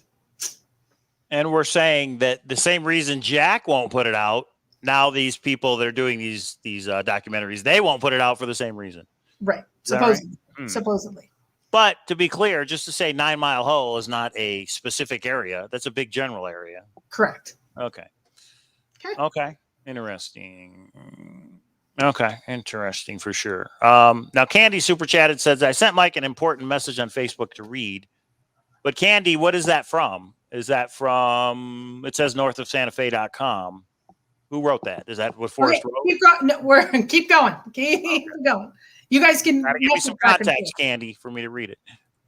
Okay, next steps. Okay, so this is when I do my pleading. Can you please consider sharing the database? Why are we waiting for these documentarians? Don't post anything personal or IPs or email addresses, but let's put everything else out. We already got covered in 8 hours ago. But if you put a fake blaze, we had some people message us last night saying, hey, I put a fake blaze at 9 Mile Hole or near it. Message us if you have. I'd like to know, because wouldn't it be interesting if that was what was, we can go and check out if it's dismantled and still there or whatever. And if you have a picture of it, even better. I do have somebody that did send me a fake blaze on the Madison. It's pretty interesting, and we will talk about it on a future show. So make sure you subscribe, everybody. So we have 27 thumbs down and 51 thumbs up. So thank you for the thumbs up, guys. We appreciate it. Well, and the thumbs down. We monetize off of that. Thank you for the thumbs down as well. Oh, we do? I didn't know that. Yeah, okay. It's considered a interaction or whatever it is. Okay. Thor can be the place to discuss more. Well, or Reddit. I was just saying I'm okay with it. If the Reddit, yeah. Okay. So one of the moderators asked if they can post the link to the Reddit database. That's okay with me. Is it all right with you? Yeah. You can. So Albert, go ahead and post it if you want to. And I don't even know if there's more than one place, but Packer Jack says, having a hard time keeping up. Do you mind if I FOIA this episode? I'll talk to K-Pro about that. She may do a FOIA back on you. All right. Aaron Rodgers is going to play for the Packers, everybody. Go ahead, K-Pro. Okay, so here is so that is let's take this down for a second. So that was a lot. That's the first step. Yeah, that's a lot. Yep. There's two camps, if you will, of information that people are seeking. One is, what's the solution? I think there's still a little bit more work to do there, but I think a lot of people say, if I just knew the general little area, we know it's in that general little area, I'm good. Like Odia's Cole. She's like, oh, it was along the Madison. Okay, I'm good, right? Yeah, along the Madison in the park, I'm good. Yeah. And I think that's what she was told. She's gotten closure. The second piece is, and we still have some discussion to have. I know Indy says she doesn't think it's at 7 to 9 Mile. I'm like, cool. When are you going to do a show? When she's feeling a little better, they're going to walk through why they think maybe where else it could be. In light of this new great information, I want to start sifting through all of it. So there's the solution piece, and then there is Nudgegate. We knew Jack was a searcher. Did he get any nudges or information along the way? Is it exactly like he said, et cetera, et cetera? That I want to have a discussion on now. But before I jump to that, because for me, it's both. For me, it's the solution. And was Jack nudged in any way? Is it exactly like Jack said? He just searched for 25 days and he found it and that's it. I have some pretty compelling information that would say that there's a possible nudge. I'm back on the gate. I'm just going to tell you I'm back on Nudgegate. Before we go there, let's finish the solution discussion that we just laid out. Right. But for me, just knowing along the Madison, that's not satisfying at all. I got to know what I got to know what the Home and Brown was. I got to know what the Blaze was. Jack. I'm not going to let it go until I feel I know what the 9 clues are. But that's just me. Other people may be happy just knowing, okay, it was along the Madison. I searched in New Mexico and they let it go. But I want to know what it was. Yeah. Okay. So are there any more questions on solution, Reddit? Lots of stuff out there. We've put it on. I'm going to move over to Jack Nudgegate because, like Miriam just said, why was he in Santa Fe? And he's never discussed it. So do we want to dig into the Jack Nudgegate situation? All right. Candy really wants me to read her message before we do it. Is that okay? Okay. Yeah. Yeah. All right. I will read it just for you, Candy. Candy sent me a quote from Forrest, and it says, I was the only one in Arizona that was an official measurer for the Boone and Crockett Club. But with Don Hopkins and my father, they were purist dry fly fishermen. They'd sit over on the bank on the Madison River on a certain place there. The river has moved now, and that fishing spot is not there anymore, but they'd sit beside the road there and watch the hatches come up, particularly mayflies, and they'd watch a certain fish. He'd come up for a mayfly, and 10 feet away, gestures up again, and they knew that fish. So Candy, I think, is trying to say that this may be a reason why it was special to him because it's a place where his father used to fish. And I agree with that. I think it's something. No, I don't, but she doesn't think it was at this location at all. So I think we're missing something. But that's why Madison. All that said was the Madison. But you're right. Yes, I got you. Yeah. So I think it could be just that simple. Everybody, maybe. Okay. Solution. Finding Nudgegate. Forrest Fenn Treasure. Okay, 4/12/2018, 5/19/05. You are mentioned by Jack in a post. That's what I said earlier, K-Pro. Email it to me, Tom. Yeah, because I want to read. Cowlazars@gmail.com. I know he flamed a couple of the tubers for being dumb. So Probably said something like K-Pro should have her own YouTube channel back then. Yeah, I'm sure that's it. I'm going to be BFFs one day with K-Pro. Okay, so let's move over to Jack and Nudgegate. So next slide.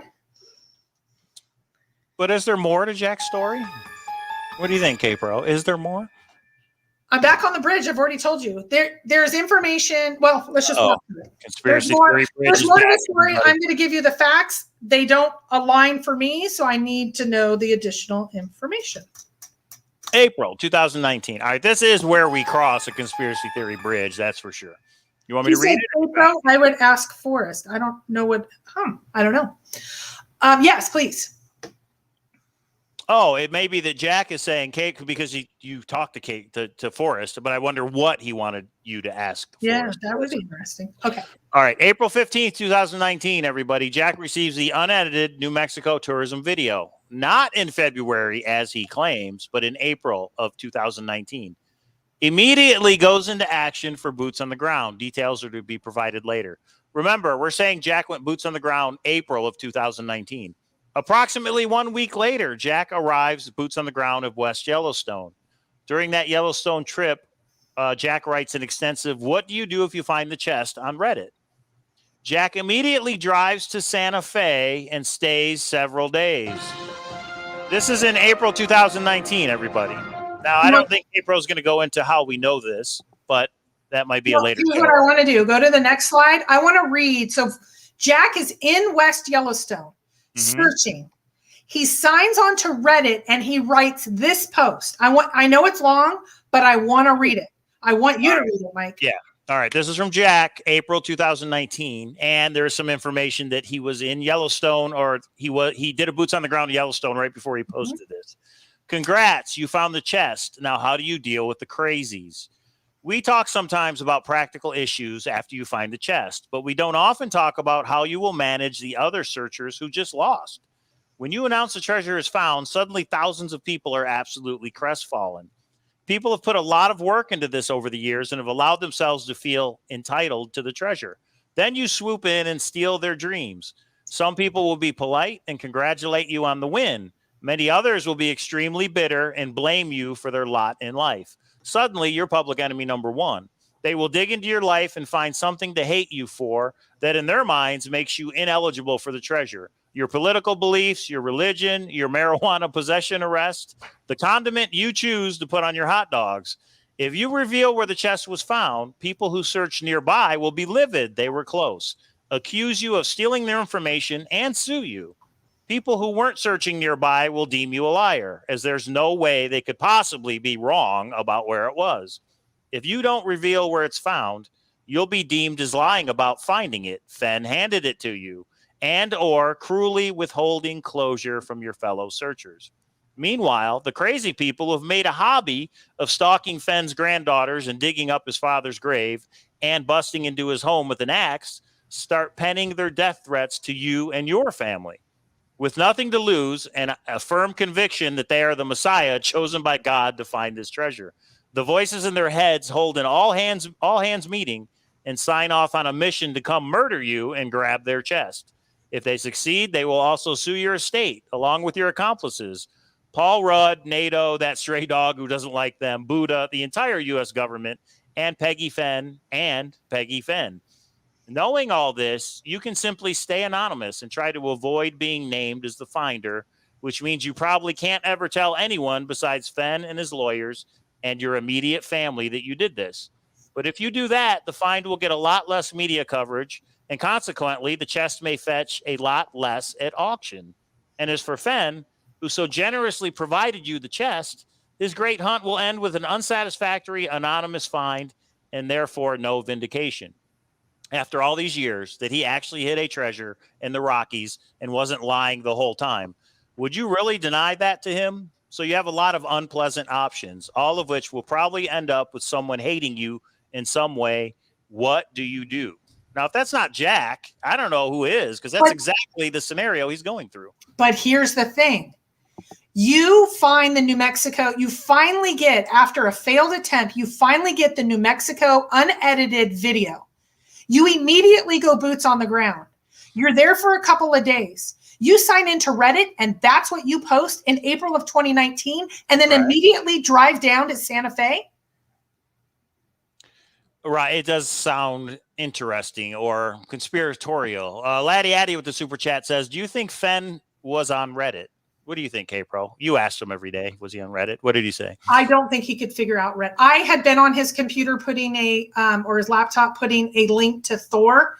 He had a link to Harry's, a link to Chase Chat, and a link to Harry's, a link to Chase Chat, a link to Dale's, like a shortcut little icon.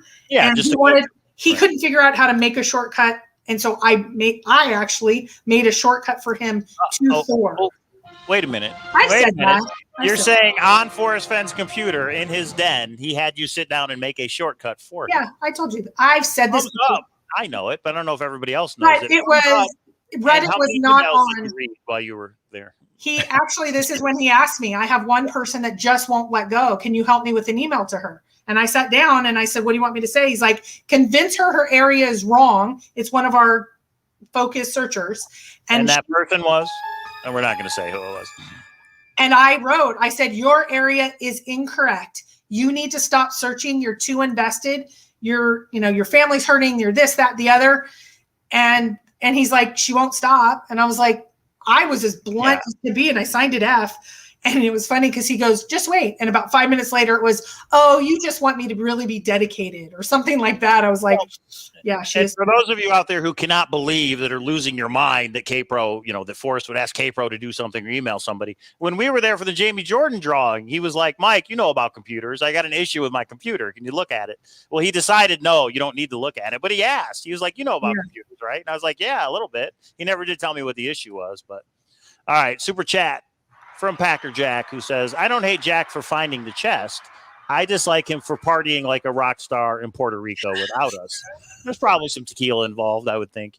So that long Reddit post that I just read, to me, that sounds exactly like Jack, because he did exactly that, because he knows the crazy people are out there. Okay, that is, though it is important.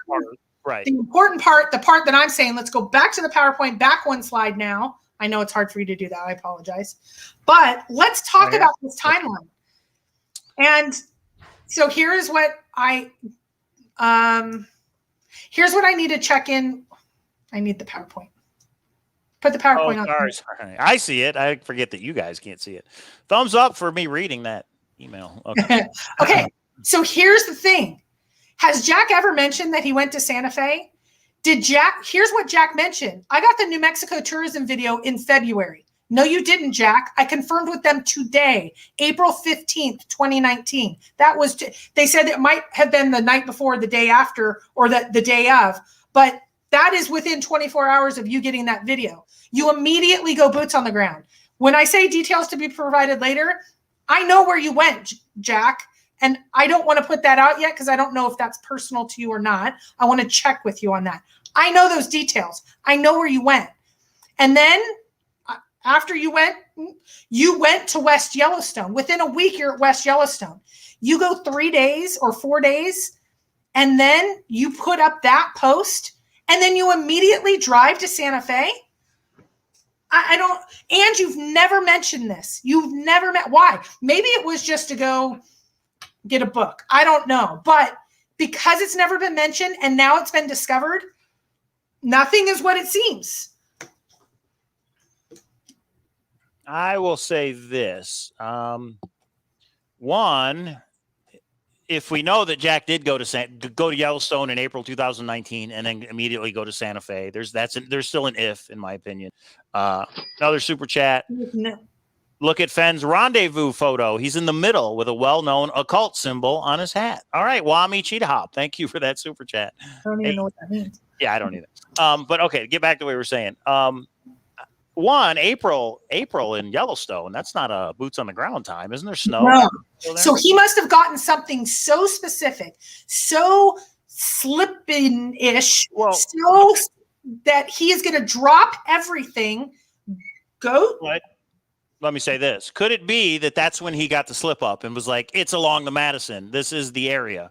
Now, why would he go in April? You're not going to, I don't think you're going to search along the Madison in April, but could he have went on a recon to know, I got to come back here for weeks and weeks at a time. I got to figure out where to stay.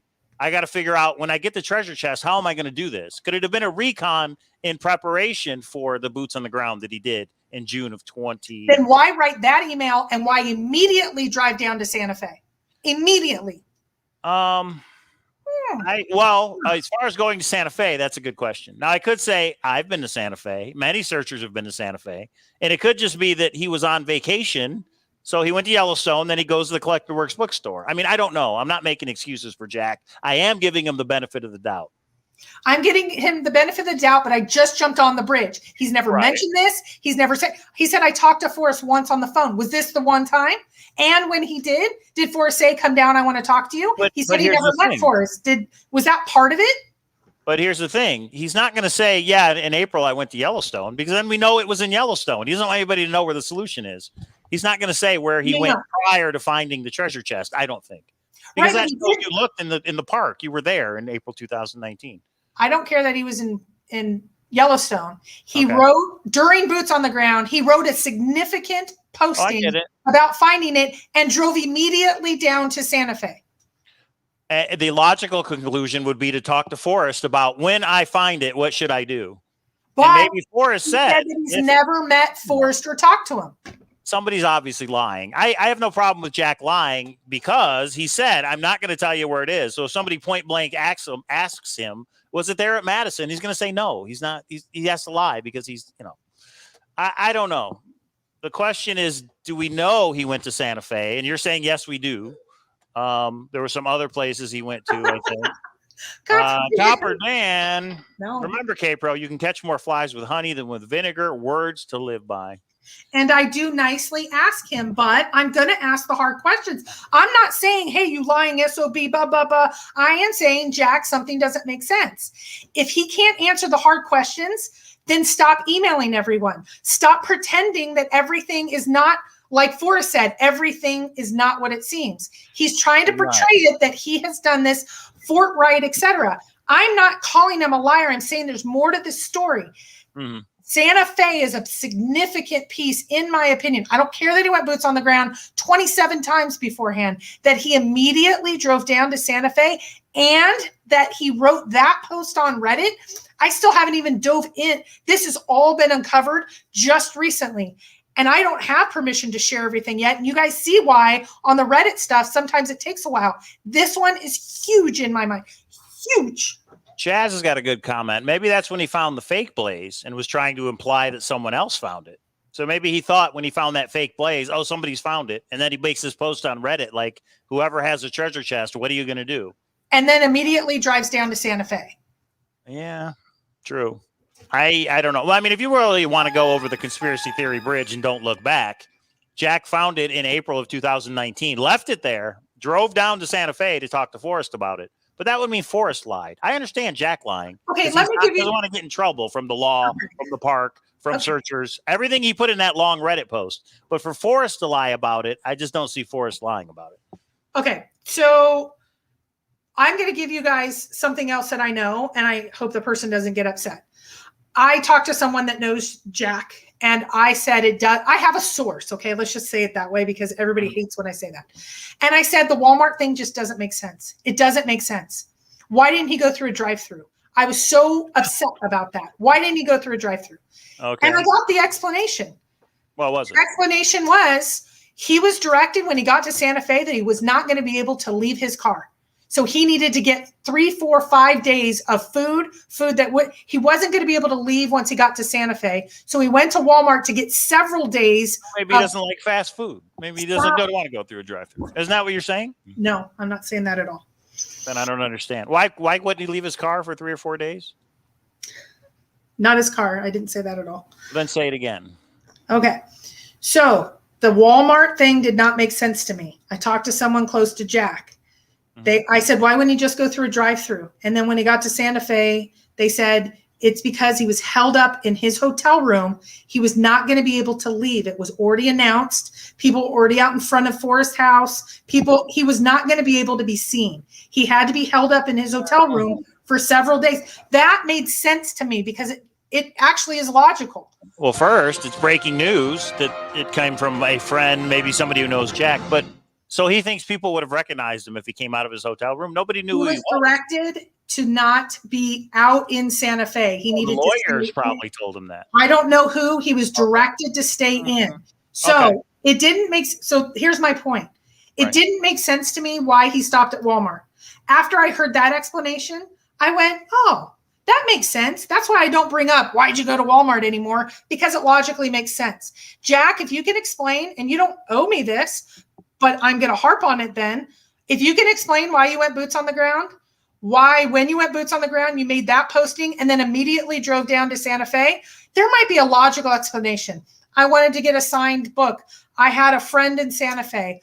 I wanted to go see something. I wanted to go to the gallery. There might have been art involved. Whatever it is, I'm okay with it. Like the Walmart explanation, I was good once I heard that. That's why I don't harp on it anymore. When something doesn't make sense, I'm going to keep on it, because when something doesn't make sense, Judge Judy says there's usually something there. Okay. That's why you're Kolchak, the investigative reporter. But I could see him going to Walmart to stock up on supplies for whatever the reason was. You know, you got to get the essentials. I'm going to be in a hotel room for 3 days and I never want to leave because my lawyer told me not to, just in case. So yeah, I could see that. You go to Walmart and you stock But I up. bring that up as an example. I'm sorry to the source if I don't know. Trusted source. Okay. Well, the reason I bring it up, though, is it didn't make sense to me. Once I heard the backstory, it made sense. There's no conspiracy. This one, there's a conspiracy right now in my mind, and it might go away with a very logical explanation. This is why I emailed Jack these things. And before I put out additional detail of what happened between when he got the New Mexico tourism unedited version or film and him getting to the whole thing, there's a lot more detail, and it makes it even more challenging. Explain, Jack. Explain, please. Chasing Indy with a super chat says, Jack got the Santa Fe interview because Fenn tells you to compare the sentences in the poem to the drawings in the book. That is how Jack did it. What does she mean by Santa Fe interview? Oh, the New Mexico tourism? Because Fenn tells you to compare the sentences in the poem to the drawings in the book. That's in the New Mexico tourism video. Is that right? I have to watch it. I never heard that. I don't know. Well, Indy, if you know the minute mark of Jack's video that is currently on YouTube, let me know. We got another super chat, didn't we? Or did we? Oh, yeah, there it is. No, we did. Bruce Kaiser says she doesn't like discrepancies. Cowlazars. Thanks, Captain Obvious. Okay, I get it. All right. Okay, so I like that. That does solve that. He wanted to stock up on supplies. He went to Walmart, and he left the chest in the car, right? I mean, what else is he going to do with it? He's not going to put it in the shopping cart and cover it with a blanket and walk it around. So, yeah, he had to leave it in his vehicle, in the backpack or however, to go into Walmart. But he only left it once to be able to get – but that wasn't my reason for bringing that up. I get it. People are Mark says, I don't understand why some people feel entitled to know every detail of his life. Nope. I want to know the search-related stuff. Unfortunately, since we haven't had enough, it's that fine line. That's why I don't know if what he did, I have more information of what he did between getting the New Mexico footage and getting boots on the ground in Wyoming. If it's not search-related, I don't want to even put it out because there are bad people. If Jack won't, I'm going to assume that he just wants it covered up for it's just a fine line. And that's the reason I don't want to put out. But is there some significant detail that is just makes you scratch your head? Yes. So we got some homework to do, search community. Chasing Indy says Gallatin found it. I believe it's at the 40-minute mark. This is on Jack's New Mexico tourism video. So if everybody could watch that video, I'm not going to watch 40 minutes because I'm busy. But if anybody wants to watch the video or can find this exact minute mark, I would be interested to hear what Forrest said, that Candy's saying he said about the drawings in the poem. That would be interesting. So if anybody can check that out, please email it to me when you get a chance. Thank you. And we'll talk about it in a future show. If he actually said that, that is interesting. It's something to talk about, in my opinion. Yeah. Okay. So, well, this has been quite a show, hasn't it? So I think we have two situations that are taking different paths. Jack was a searcher. Jack now owns the treasure chest. I think we have a general area, or at least a 10-mile area, a specific area. I think this is going to be the people that are really diving into the solutions. I loved Rudy's videos. I'm sure there's going to be more. Cynthia put some things out.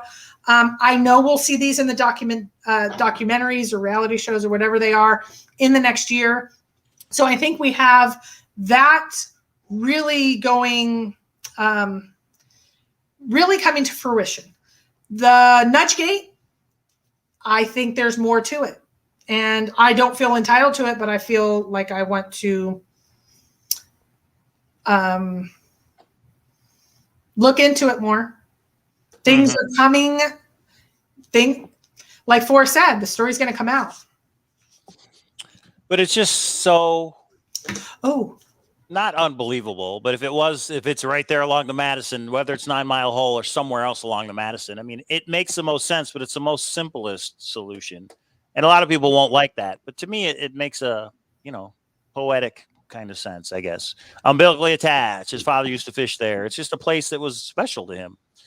But somebody said, but that's not spectacular when you look at it. It doesn't have to be. I think Forrest had a memory there that when we go there, we're not going to go, oh, wow, this was so special. Well, but if you look at TTOTC, it's right at a fishing hole. It's in a gorgeous area. Look at the one still that Vertigo put up. I mean, it's like, I totally get that Forrest would love that spot. He used to race his grandpa there, and they used to get into like serious fights over who could get to that famous fishing hole quicker.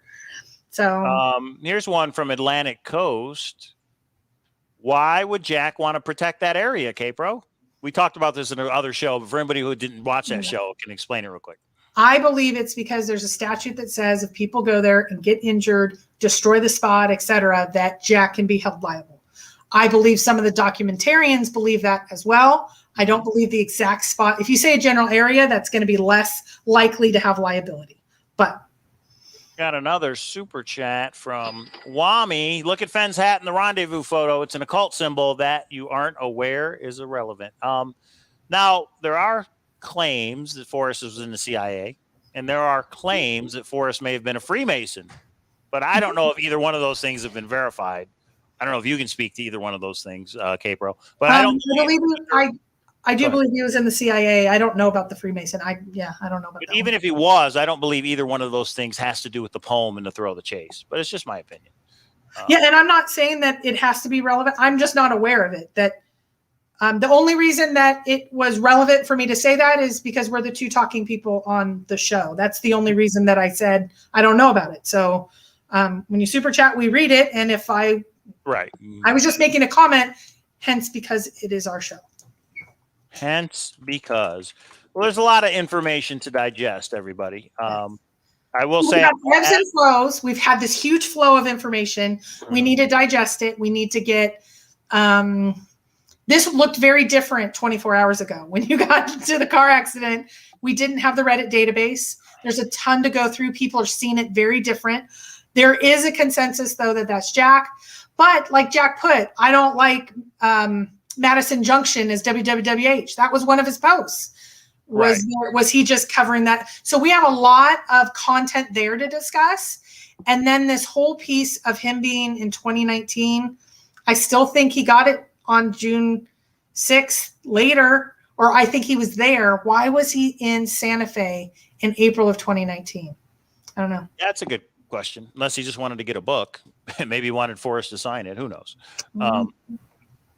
Yeah, Vertigo says, study Jack's Reddit posts and comments. You can learn sound critical thinking practices. Okay.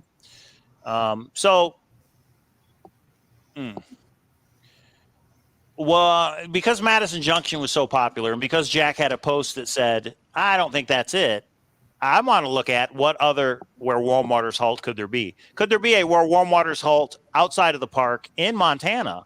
And then you go down the Madison. They're all in Wyoming. Did Forrest say all 9 clues are in Wyoming? Jack said all 9 clues. Okay, well, there you go. Then I must have missed that. Doug Denny. There's random emails everywhere, so it's not that it was obvious. Yeah. Great show, he says. Thank you for that $10 super chat. We appreciate it. Did Jack get a nudge in his April visit to Santa Fe? Yeah, that's what I don't. I can't logically think of a pattern because I do believe, I'll say this as well, I do have strong evidence that Jack was in West Yellowstone on June 5th, 2020, June 5th, 6th timeframe, when the treasure chest was discovered, the day it was discovered. If that's the case, the April 2019, what does it mean? I don't know. That's what I'm trying to logically work through right now. And I don't know the answer, and that's why I'm throwing it out there. And I do want Jack to weigh in because if it's personal, I don't want to discuss it more. If it doesn't make sense to me right now, so I am going to discuss it. These are the rabbit holes because we don't have it enough. Right. Jack could put him to rest. If Jack would either email you or me to say this is why, but I don't know if he's going to do that. But he could do another Medium article. He could come out with the information and say this is why I was in Yellowstone. This is why I went to Santa Fe. It's that simple, and it might be a very mundane reason. Packer Jack, when Reddit poster says they ran into another searcher between 9 Mile and 7 Mile Hole, wouldn't it be wild if that other searcher made the fake blaze? Yeah, that's true. If Jack actually ran into the person that made the fake blaze, that would be interesting. Now, Tom Hubin from Supreme Seek, supremeseek.com, everybody. If you're looking for another treasure hunt, check out supremeseek.com. Let me make sure I got that right. I was thinking of maybe doing a little live video on Supreme Seek, everybody, and going over some of the clues there. In the chat is a link to supremeseek.com. Check it out. Another treasure hunt. Go ahead. And then I'll tell you what he did. Magnus Sorensen said, I think he means he being Jack, said, read the book, look at the pictures and drawings for hints.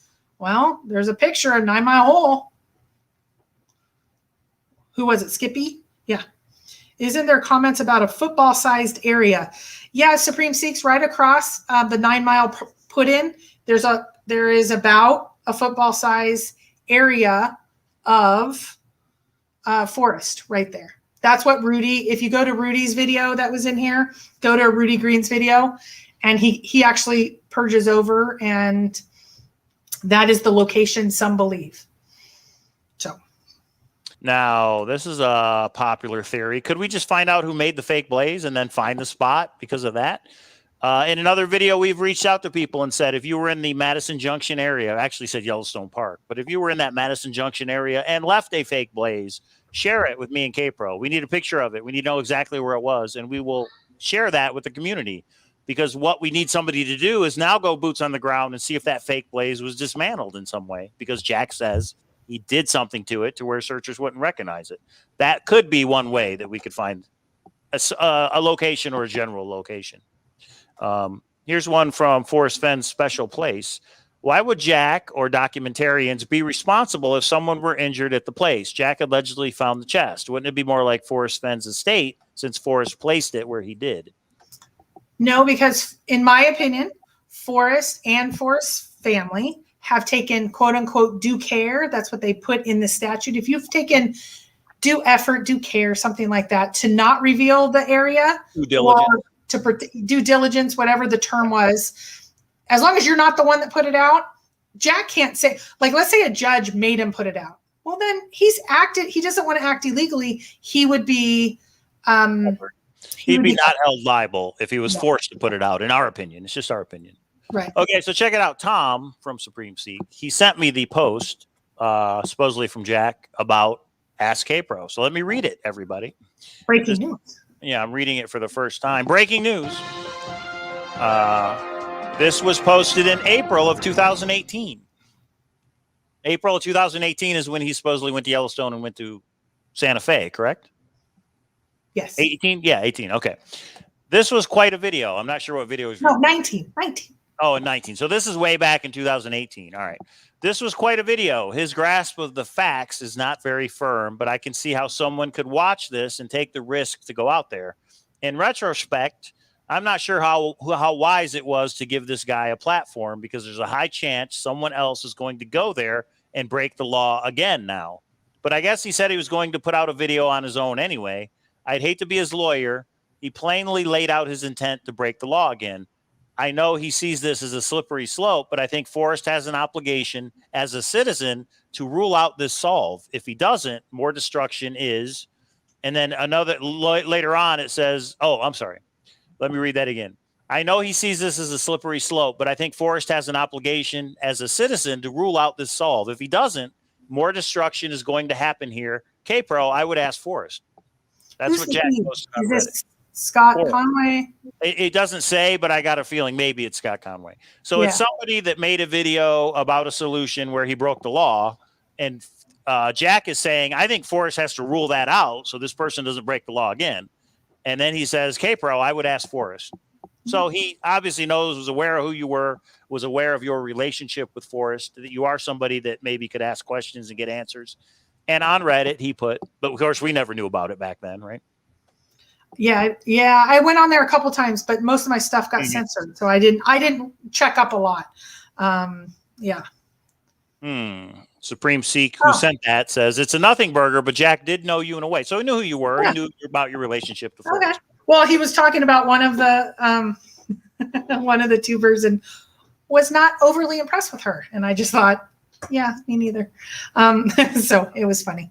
So no, he had lots of opinions. If you look through that, and I haven't looked through every single, I need to sit down and just go through every single one. But some guy keeps buying storage auctions. So. Yeah, we did buy a storage auction today, everybody. Look for that video soon. We Make sure did. you subscribe. We did, and we're going to sell it, and we're going to make millions. Make sure you subscribe because I will upload that video maybe tomorrow or the next day, letting you know what we bought storage unit wise. Just a different kind of treasure hunt. Looking for treasure in a different kind of way. Vertigo, you're saying I kind of feel sorry for Jack because people don't appreciate his critical thinking skills. I think if he was able to illustrate it through exactly how he did it, I think it would be fantastic but there's more here. Because of where we're at, why did he go to Santa Fe in April of 2019? Why? Right after.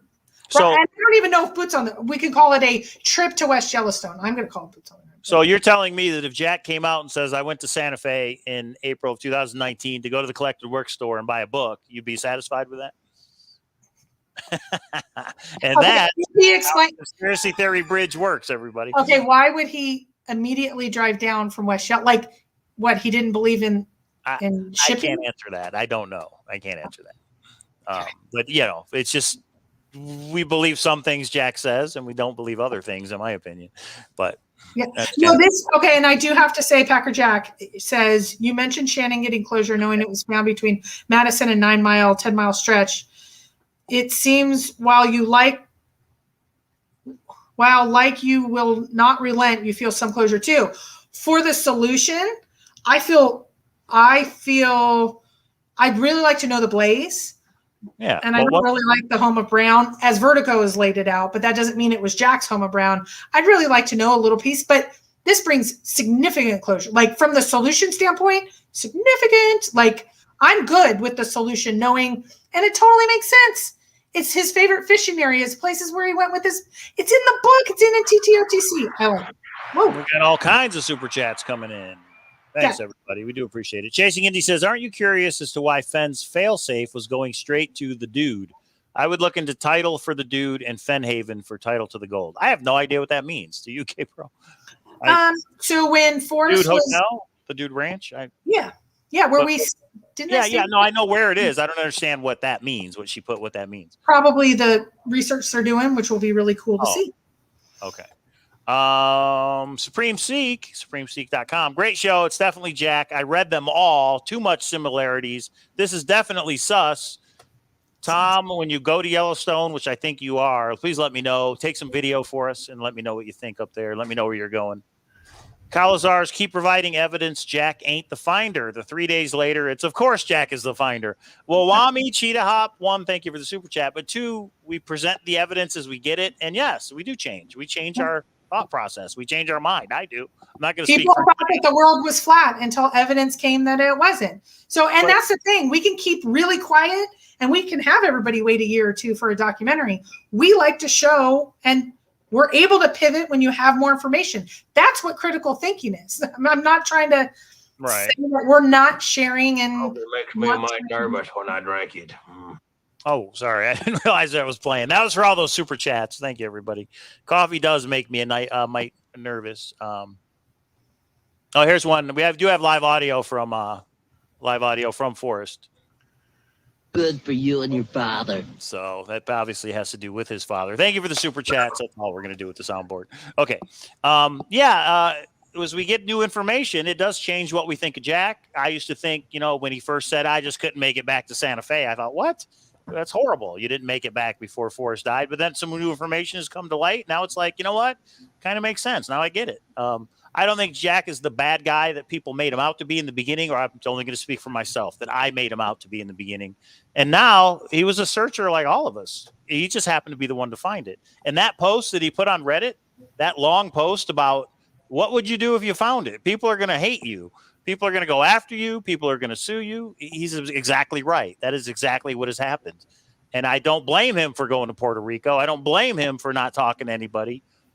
And I guess I would say, or not giving the solution or clues, but I guess I would say thank you at least for emailing people, Jack. Well, but we did find your post on Reddit. Not we, but other people found your post. Well, but here's the other thing. I think it's called crisis management. We already know Jack is really, really bad at that. Everybody has strengths. He's the finder. He found it, and I think there might be a nudge or something, but he solved a significant portion of it, I think. But he handled this so poorly, and he's like, oh, the community wants it handed to them. Well, no, there's no treasure chest out there. What do you like? So though I do have some regrets on maybe my own emotional roller coaster with Jack, I also, Jack, you were totally in charge of how this kind of rolled out.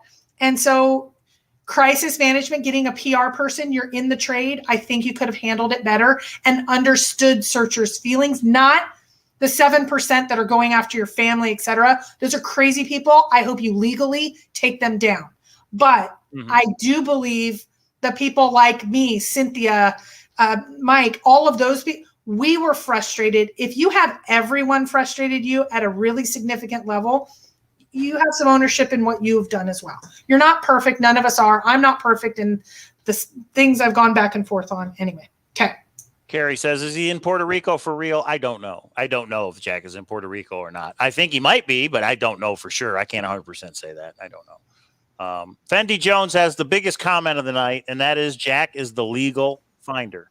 And I would agree with that statement, regardless of how he found it, regardless if he was nudged, regardless of what you think about him.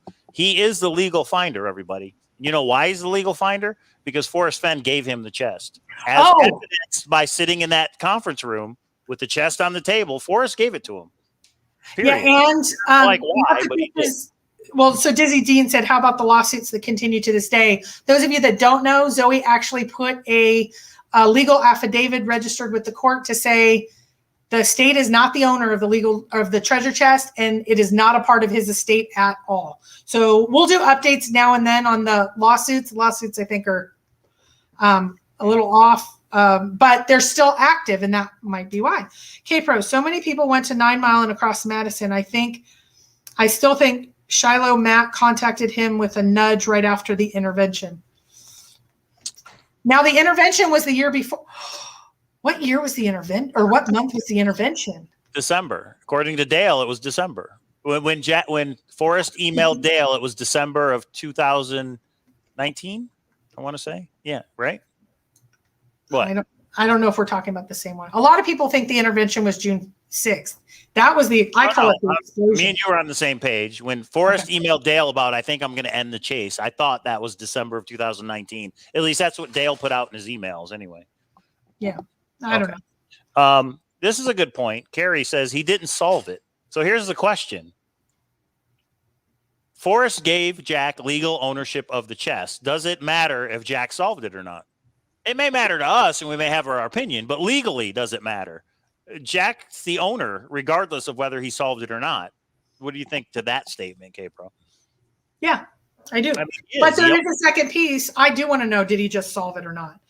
Right. Me too. I mean, I think it's important. What's a nudge or not is important. I was talking Cynthia. I'm just going to call her out. When I was talking to Cynthia on the phone, I said, do you care about if there was a nudge or not? She's like, sure, it'll be interesting if it comes out, but no, I just wanted to know Fenn's special place. I have that now. I have closure. James says, Jack didn't make a negative comment about searchers when it handed to them.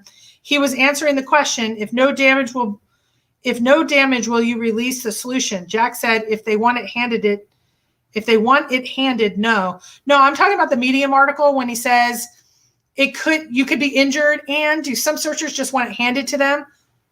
That's how I remember it. Maybe I'm remembering it wrong.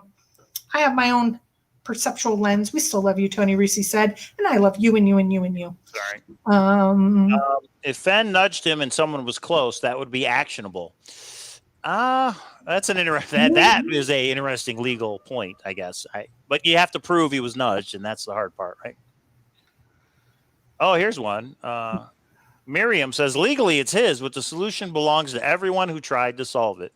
We're all part of the thrill of the chase, and I agree with that. And the thrill of the chase is different for every single person. But Jack's the one who actually has the ownership of the chest. So that's right, Fendi Jones. So there it is. There you have it. Cynthia so like hell has water. I like it.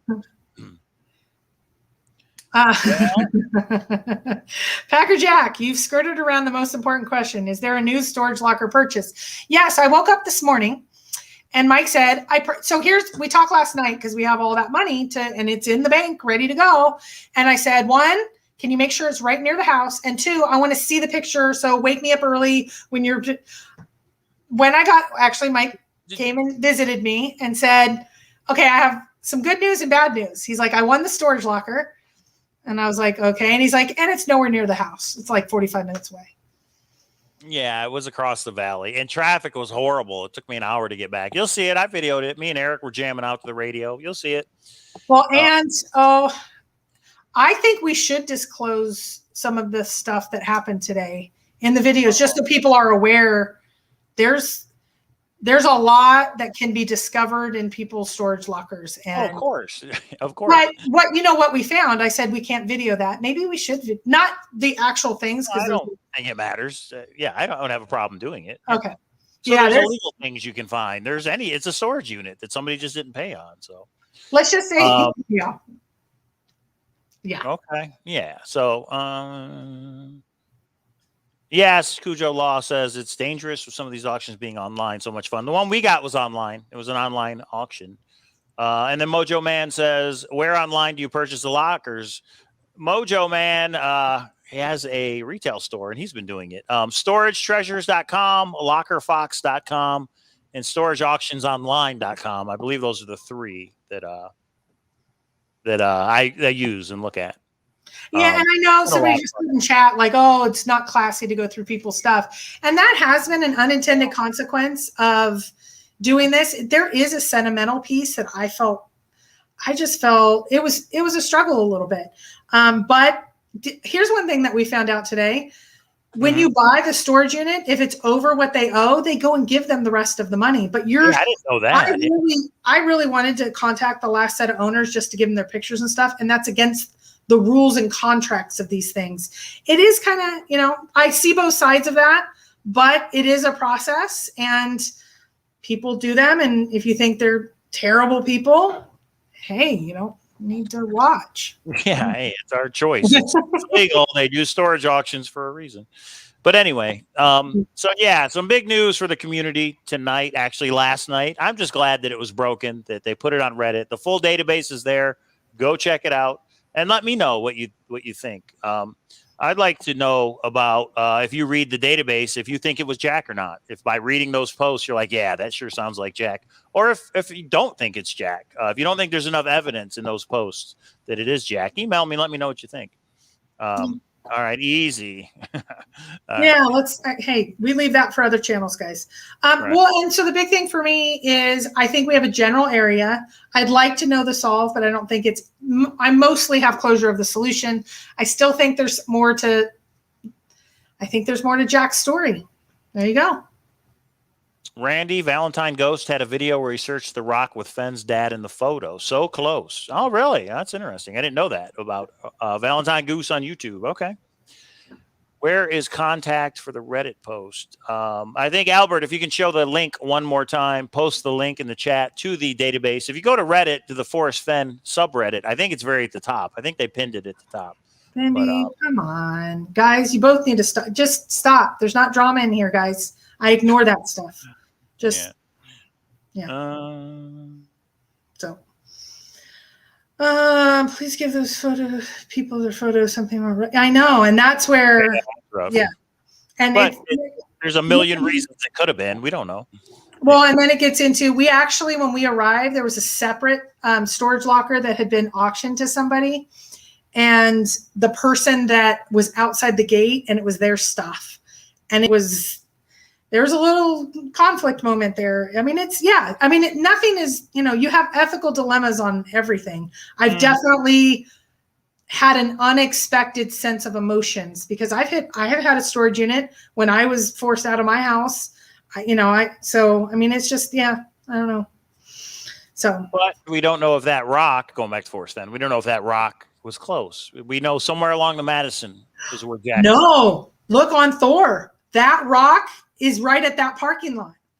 I gotcha. I haven't really read the solution yet. So to me, it's Homer Brown. What is the Homer Brown? That's the key to the whole thing. Just like Forrest said, people figured out the first two clues, but they go right past the Homer Brown. So that's the funny part. So I was talking to Ben, Treasure Warriors. He's in here right now.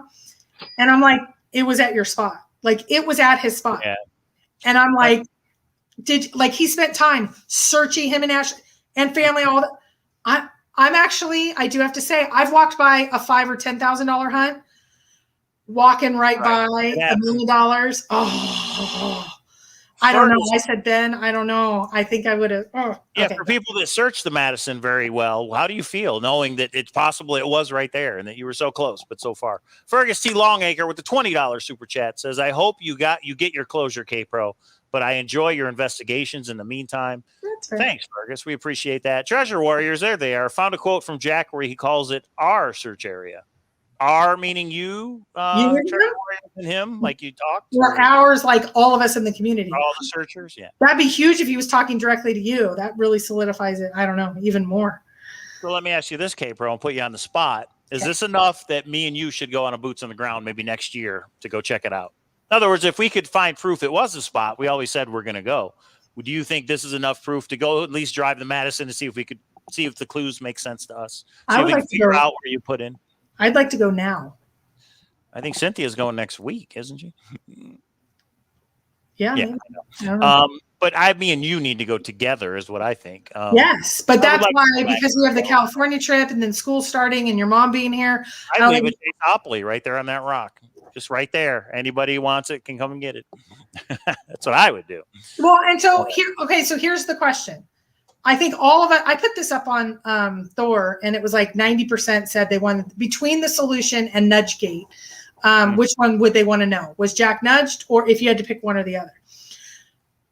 If now that the solution is pretty much a general area that we know, it was in the park and we have a 10-mile stretch. Is it worth it to keep doing Forrest Fenn content about nudge gate possibilities? Because there's some significant question marks. Or is this the closure we need? And now we can move on to Beacon Star Mondays. Right. Is it closure? Do we need to make any more videos? That's true. I still think there's questions, especially with the area. Chasing Indy. Better pick me up on the way, Chasing Indy says. If you're back to healthy, you can meet us at the beach. We're heading. Yeah. Are you still sick or what's going on there? We just heard that in the Vegas area, the mask mandate is back starting Friday. All the public in any business will wear a mask. So it's not over yet, folks. The pandemical is coming back. But switching gears a little bit, I did put a little eBay auction in the chat, and I do that because it's our eBay auction. It's one of the comic books from our 50 long boxes, and we're going to go live Sunday around 7:47 p.m. because I want to show live how high that auction goes. That one comic book is currently at $300, so you tell me if we did good on the 50 long boxes of comics that we did. But again, that's more related to our storage auction. Yeah, I think a lot of people are saying the chase is going to be winding down. Now, I believe once this goes out, and I think there's going to be growing. This week is going to be significant. I will be really interested if we get over 300 for Nudge Gate next week. It'll be interesting because I think a lot of people were waiting. I have about 3 or 4 searchers not into the drama, not into any of the Nudge Gate stuff, any of that. My brother's one of them. A lot of you met him at the wedding. Mm-hmm. He tells me, just call me and tell me once the solution's out. That's the only thing I want to know. I checked in. I told him this is where the general area is. He's like, dang. And that was it. So I think a lot of searchers were hanging on for the solution portion. Whether Jack got nudged or not, I don't think we will see as many stuck in Chase. Let's ask Mike that question, stuck in Chaselandia. We talk about a World Series of Fenn, everybody, which is, in fact, the February 6th weekend. So make plans to come out here in Vegas. February 5th weekend. We're going to have a couple events planned Friday night, Saturday, and Sunday. So come on out, meet a bunch of searchers, and have some fun. Yeah. I still think, and I actually want to make it like a treasure hunt. It's going to always have tribute to Forrest, but it'll be for the treasure hunters out there. But no, I don't know if Fenbury is coming together or not. I've heard some rumblings, but I will not be attending. So, and neither will Mike. Okay, I think Carrie sums it up. I was really confident about the Madison solve, and now with Jack confirming his search area, I feel that's where it was for sure. The thing with the Madison is that it was so simple and straightforward. The GPS just seemed correct. I mean, what are the odds that a coincidence of those numbers leading to Yellowstone? Well, I mean, Jack said something in one of the posts. One of his posts said you would have needed to have a Forrest GPS in 2009, which it's funny because I always thought it was 2010. Ben was one that thought it was 2009. Why do you need a GPS? What do you mean? For the GPS solve? He wanted Forrest GPS. No, for where the treasure chest was. Why did he say he needed Fenn's GPS? Is GPS still involved? I don't know. Who said that? Who actually made that comment? You need Fenn's GPS. The conduit. Oh, gotcha. Yeah, that's a good question. I don't know. So there's more to the story. I don't think we just stopped doing shows. There's definitely more to the story. On the Madison area, there's a lot of posts from Jack. Somebody said it was 74 pages. Let's see what else he posted about. Let's see if he comes out and makes a statement. Must listen good. I have to keep tuning in because the Santa Fe visit in 2019 is fascinating. That's true. If it can be made me go, that's true. I was over, like, give me the solution. I'm good.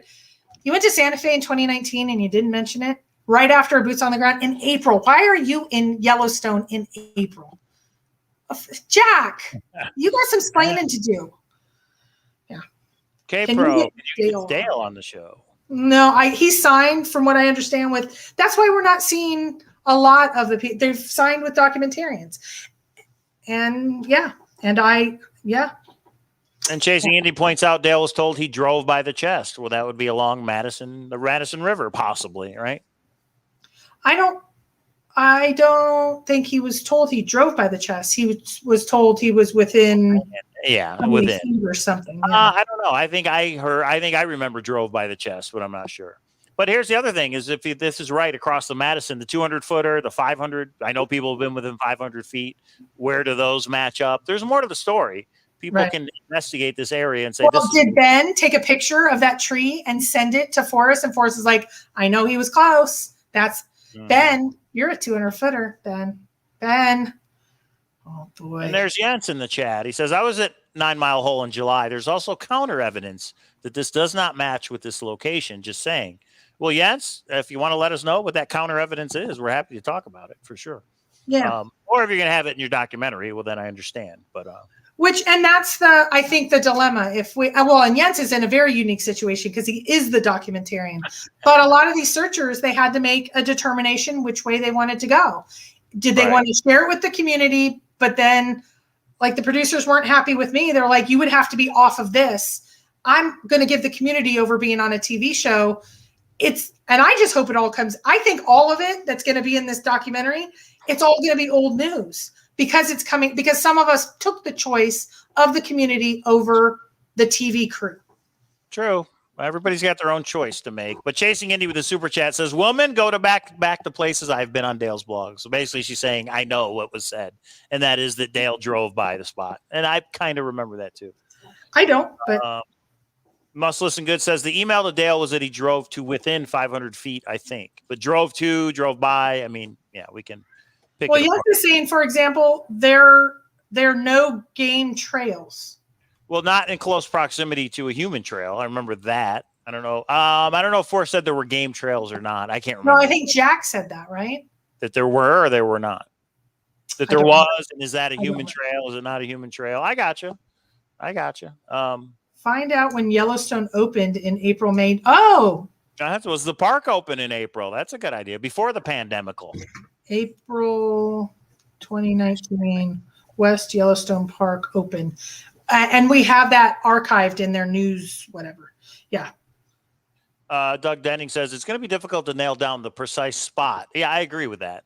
Especially with the blaze being damaged. Would we recognize it? Would we even be able to see it? We don't know how it's damaged, but. Yeah, Jens saying Jack said that there were game trails. And that's what I remember. I don't remember Forrest saying that. He said there wasn't a trail in close proximity. So Jens, you've been there recently. There was no animal trails at all on the other side of the Madison that you were in? That's interesting. Who cares says it opens April 16th, usually, Yellowstone. So that's interesting. Can you nail down the day he was in Yellowstone? I do have the day that he was in Yellowstone. I have the day that he arrived, and I have the day that he left for Santa Fe. I have the day that he arrived in Santa Fe. Nice. I know where he was right before that as well. I wonder more so. I know where you flew into. Why? Stuck in Chaselandia says the park was open around May 20th. So somebody should probably find out. I mean, yeah, we'll find it out. It out. Said there were Jack said there were no human trails, but there were some game trails. Gotcha. But did Jens answer? Yeah, he said no game trails and almost no wildlife encounters. Okay. Ben, did you ever see? And Rudy, did you ever see? And anybody else that has been there, did you guys ever see animals in that? I know I've driven by that area. I don't remember if I think there would have to be animals occasionally there. And if Forrest was there all the time as his favorite fishing hole, I would think he's going to see a random buffalo here and there or deer or whatever, right? John Robinette, Cowlazars, Shiloh hinted at Loran. He actually said it, Loran. Has anyone at all followed up on this? So Shiloh in our chat said Loran when I brought up GPS.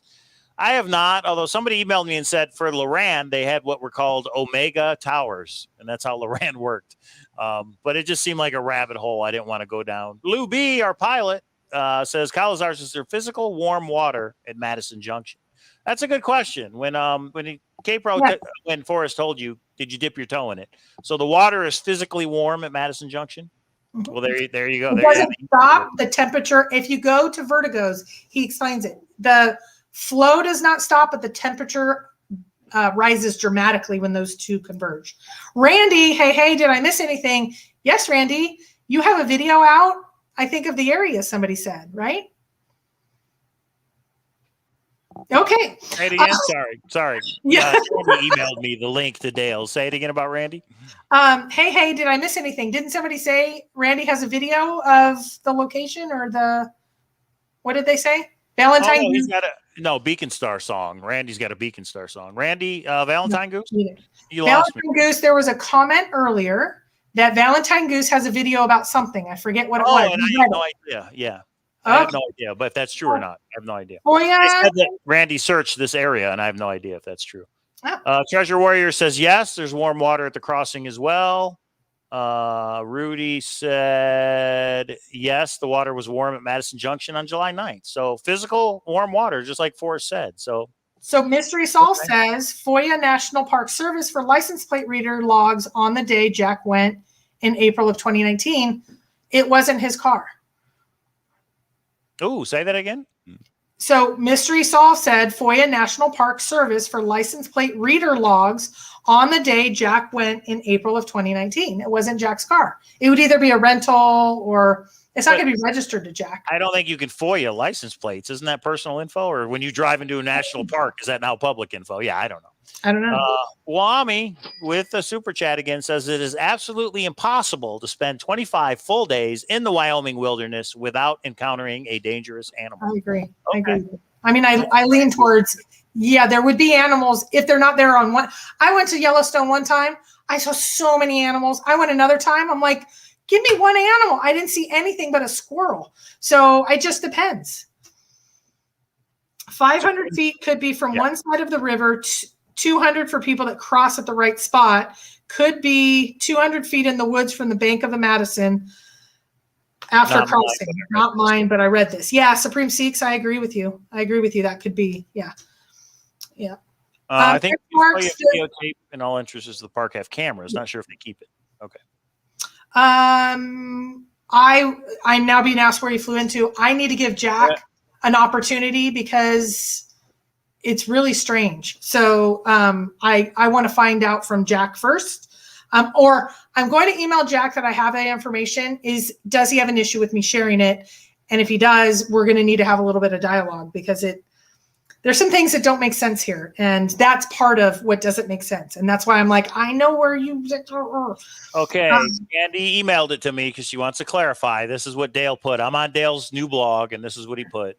Pepper Jack. That evening, we went to dinner. The next day, we filmed several interviews and met with some friends of Forrest and talked. The following day, I left to head home.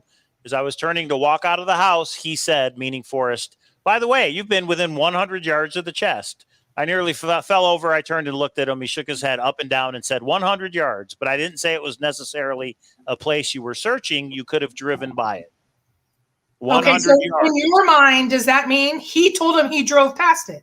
I don't see that exactly the same. He could have driven past it. He could have. Sure, it's a little different. I just interpreted it a little different. I did, Candy. Thank you. We got it clarified. He says you could have. Not just, yeah, okay. Right, but I still hold. You could read it 6 more times. Indy, you and I disagree often on perceptions of quotes. That is what, like, there was one about, Forrest was on his hands and knees about something, and it was like, no, that was an arrowhead. But anyway, we interpret it differently, and that's okay.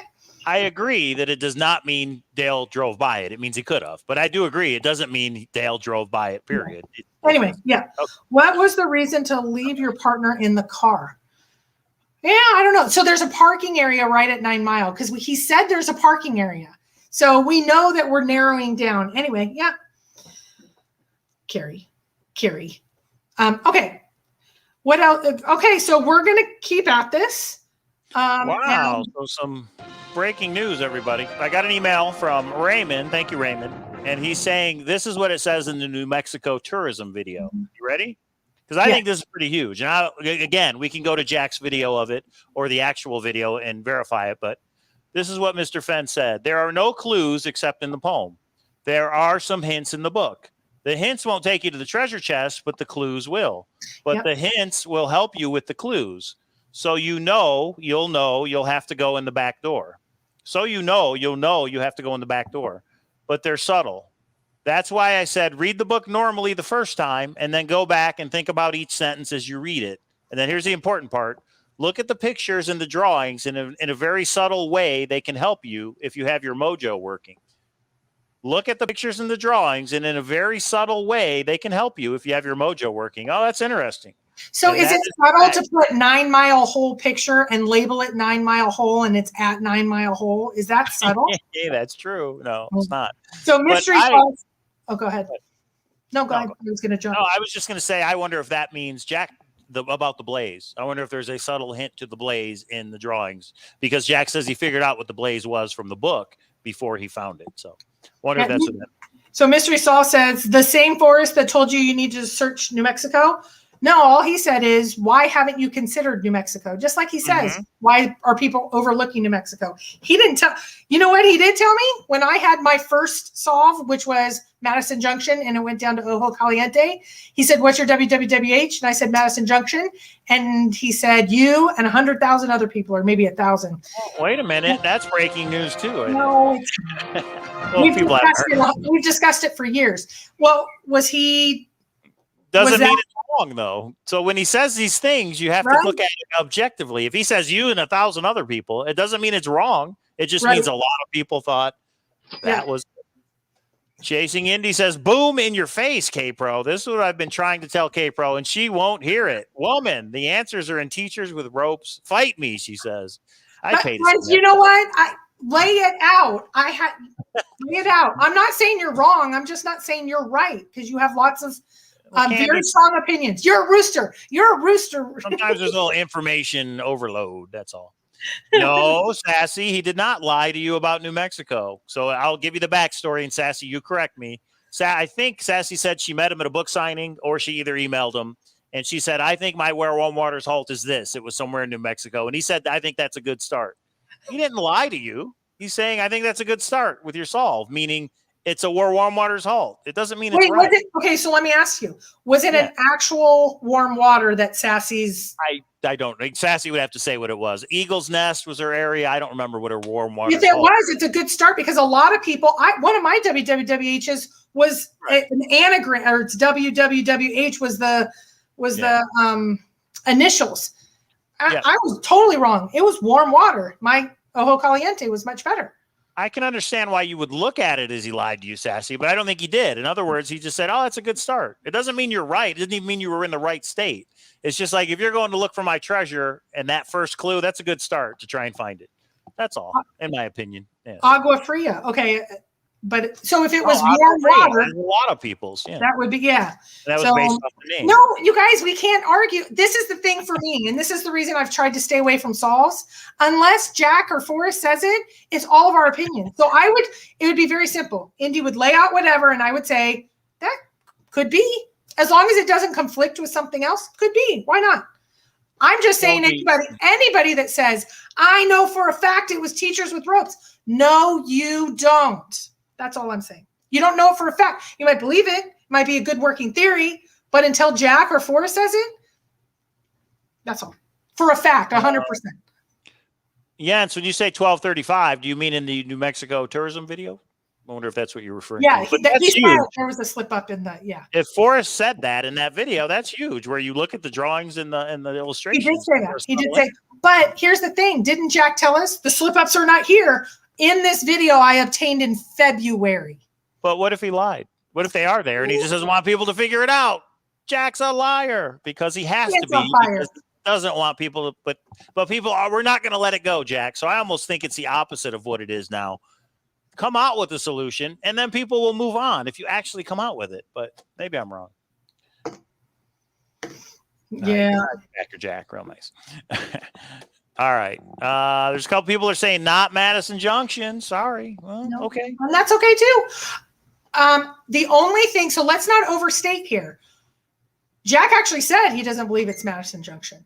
The one thing that he did say was he has purged over between 7 and 9 Mile Hole, and to be careful. He said his stretch of the Madison, and he has said Wyoming. That he has not given us WWWH. He has not given us Home of Brown. He has not. These are just now a little bit more information. That's all. Facts. See, Silver Fox, I'm getting there. Silver Fox sometimes will question me and say, okay, let's actually look back at the evidence portion. And that's actually important. Yeah. Nomadic Madman's got an interesting one. He says, I'll move on when I see the chest in a museum. That's all I need. Some people don't need the location. They just want to see what they've been looking for all this time. That's kind of interesting.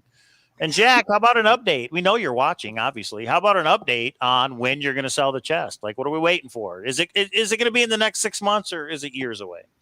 That's all. I would think that the lawsuits have to settle, but didn't one of our sources, your sources, say we're going to have some information in the next couple of weeks? Isn't that what he said? About the chest. So we don't know what that means, but yes, about the chest.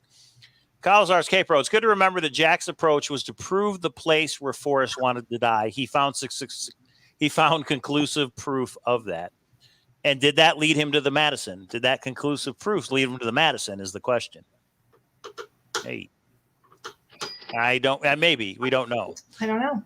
By what principle should we believe Jack or Fenn? Serious question. Name the principle. By what principle? Because Forrest created it and has all the answers, and I don't think he's a liar. That's the only principle I have to go off of. If Jack's lying, and I think he is, I understand why he's lying. I almost think he might be justified in lying. In light of the lawsuits we've seen and the crazy people and the people that just won't give it up. What do you think, K-Bro? Is Jack justified in lying?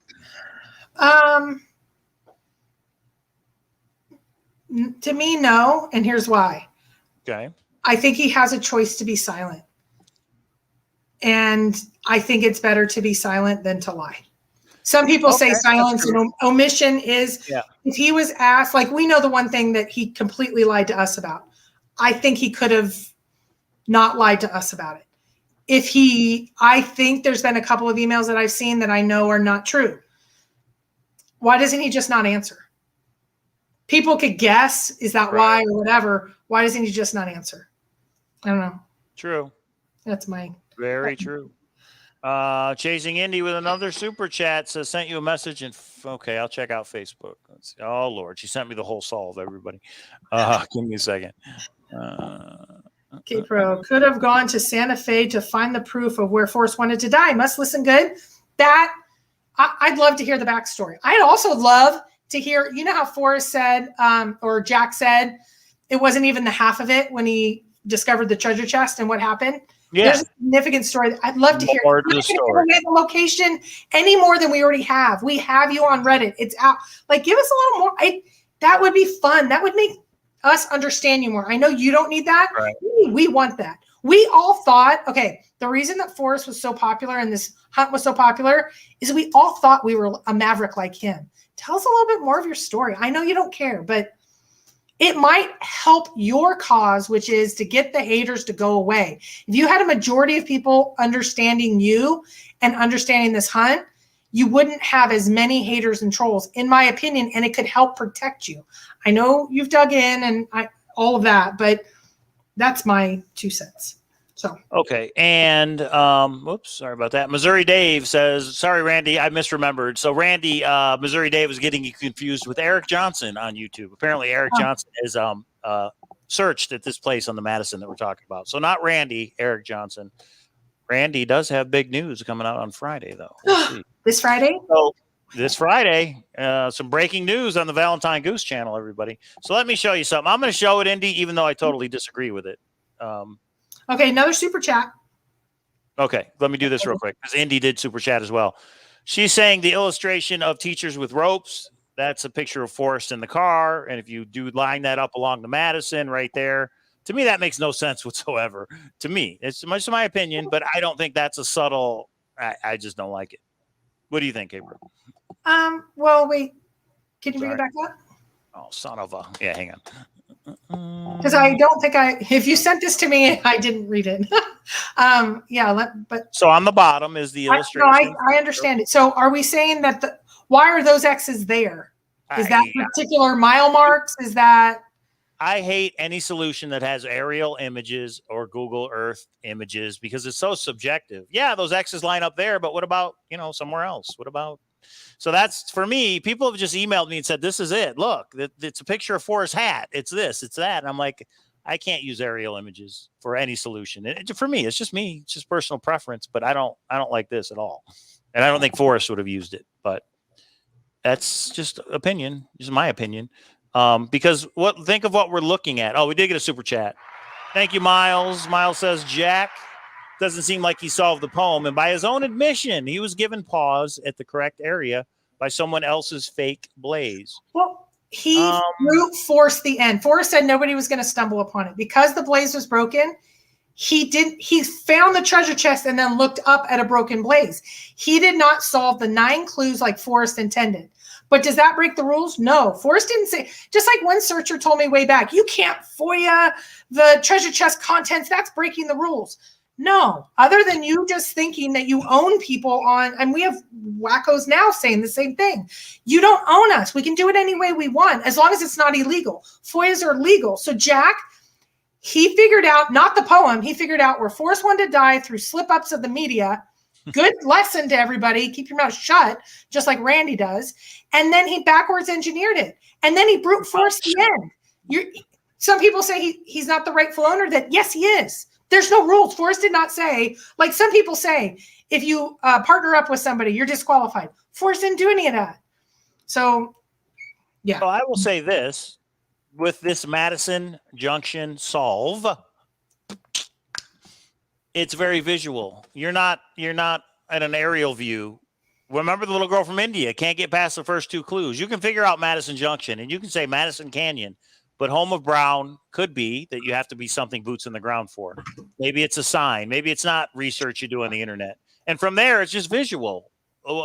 There's no paddle up your creek because you cross the Madison. It's on the left. You've got to look for the heavy loads, the boulders. Maybe that's where you cross. You find the blaze. The 2 clues you can research, but after that, you got to be there. You got to be driving along Madison Canyon. Now, I know hundreds, if not thousands of people have done that. This is their area. They've driven along Madison Canyon. But what they haven't done, and what Jack has done, is he gridded it, right, using a GPS, and he went line by line, whatever you want to call it, square foot by square foot, because he knew somehow he was just convinced. Maybe he was crazy. He could have been wrong, but no, he was right. He was convinced this was the area. And guess what? If what Jack says is true, that the blaze that Forrest Fenn left was damaged, nobody would have found the treasure chest by using the fake blaze, because it was not the fake blaze, the real blaze. I misspoke. Mm-hmm. If the real blaze was damaged, nobody was going to find it. This thing would have went on for 100 years and would have become an urban legend. Nobody would have found it. Jack found it because he gridded the area and just searched every square foot. And then he says, I noticed a disturbance. I found the chest. I looked up and realized that was the blaze. So the question I would have for Jack is, if you would not have noticed the disturbance, can you see the blaze? He says searchers aren't going to recognize the blaze because it was damaged. There's no way we can find it by the blaze, but that also means there's no way anybody else could have found it back then by the blaze. You just had to see the disturbance in the ground like he did. Maybe he did us all a favor by ending it. I don't know. Go ahead, Gabriel. No, Jack, if we only get one question, why were you in Santa Fe in April of 2019? After you went boots on the ground in Yellowstone, where you went in a really weird pattern to get there, and then you were in Santa Fe. Why, Jack? Okay. Yeah, why? Yeah, I know. Where can we find Jack's New Mexico video? Well, Debbie Teal, that would be on Jack Stoof's YouTube channel. Why does Jack Stoof have a YouTube channel? Because he's a searcher just like all of us that have YouTube channels, in my opinion. If somebody could post a link to Jack Stoof's New Mexico, I believe it's the only video on his channel, right? If somebody could post a link to it, Albert. There's two. There's one on confirmation bias. When AGK bounced him or delayed him, he made his own, and then he has the New Mexico one, which he says isn't important. But we know there's already some discrepancies here. Jack. Atlantic Coast, I agree with you. But what I'm saying is nobody could have found it by the blaze because it was damaged. Worst treasure hunt ever, Forrest. You didn't think of everything. The blaze got damaged. It happens. Yeah. But how do you make a grid? Carrie says, strings and stakes in the ground, or was it just in your head? He said he brought a GPS, and after traveling and going boots on the ground to find the location with Justin Posey, there is devices that do all of that. Mary Ward, there still seems to be something fishy going on. Oh, I see what you did there. Fishy. Get it? Brown trout? Fishy. I see what you did. That's it. Fishy. What do you guys? Or there's not. It's like, but here's the thing, or there's not. When something is not logically making sense, you always go to deception or the bridge. Maybe just like the Walmart thing. Maybe it's as simple as that. That totally makes sense. Jack had to go get several days of supplies because once he got to Santa Fe, he was locked down. Totally makes sense. It didn't before that. Why didn't you just go to, Anyway. So here's a question. You could have found it. The poem got you to within a few steps, according to F. But that was finding the blaze. That was the blaze being the last clue. Now here's another one. The broken blaze more or less ended the chase as soon as it started. As soon as that blaze was damaged, and Jack said it was a natural event and it was sudden. Do I have that right, K-Pro? Yes. So what does that mean? Forest fire, lightning hit it, a deer, I don't know. It had to be natural. Natural forces and sudden to me is a fire or lightning. It destroyed it or damaged it to where searchers couldn't find it. So if Jack wouldn't have realized the area, I don't think anybody ever would have found it. Think about if you were on the other side of the Madison and Forrest decided that the blaze was the tallest was the tallest tree on the other side, the one that fell over that Ben was standing in front of. So if you're on the one side of the Madison, you look over and normally you would see this huge blaze and maybe he carved something at the top. I don't know. It doesn't matter. And that tree fell over. And Forrest didn't know the tree fell over, but that's the blaze you were supposed to look at. Right. And it wasn't there. So the only way to find it is to grid search. Lou B, Jack said you can see Homa Brown on a map. I did not remember that. So that's interesting. So now I got to look on. I'd love to see that specific quote. Not to let me know, Lou, where that was at. Yeah. Packer Jack says, did you announce World Series of Fenn 2022?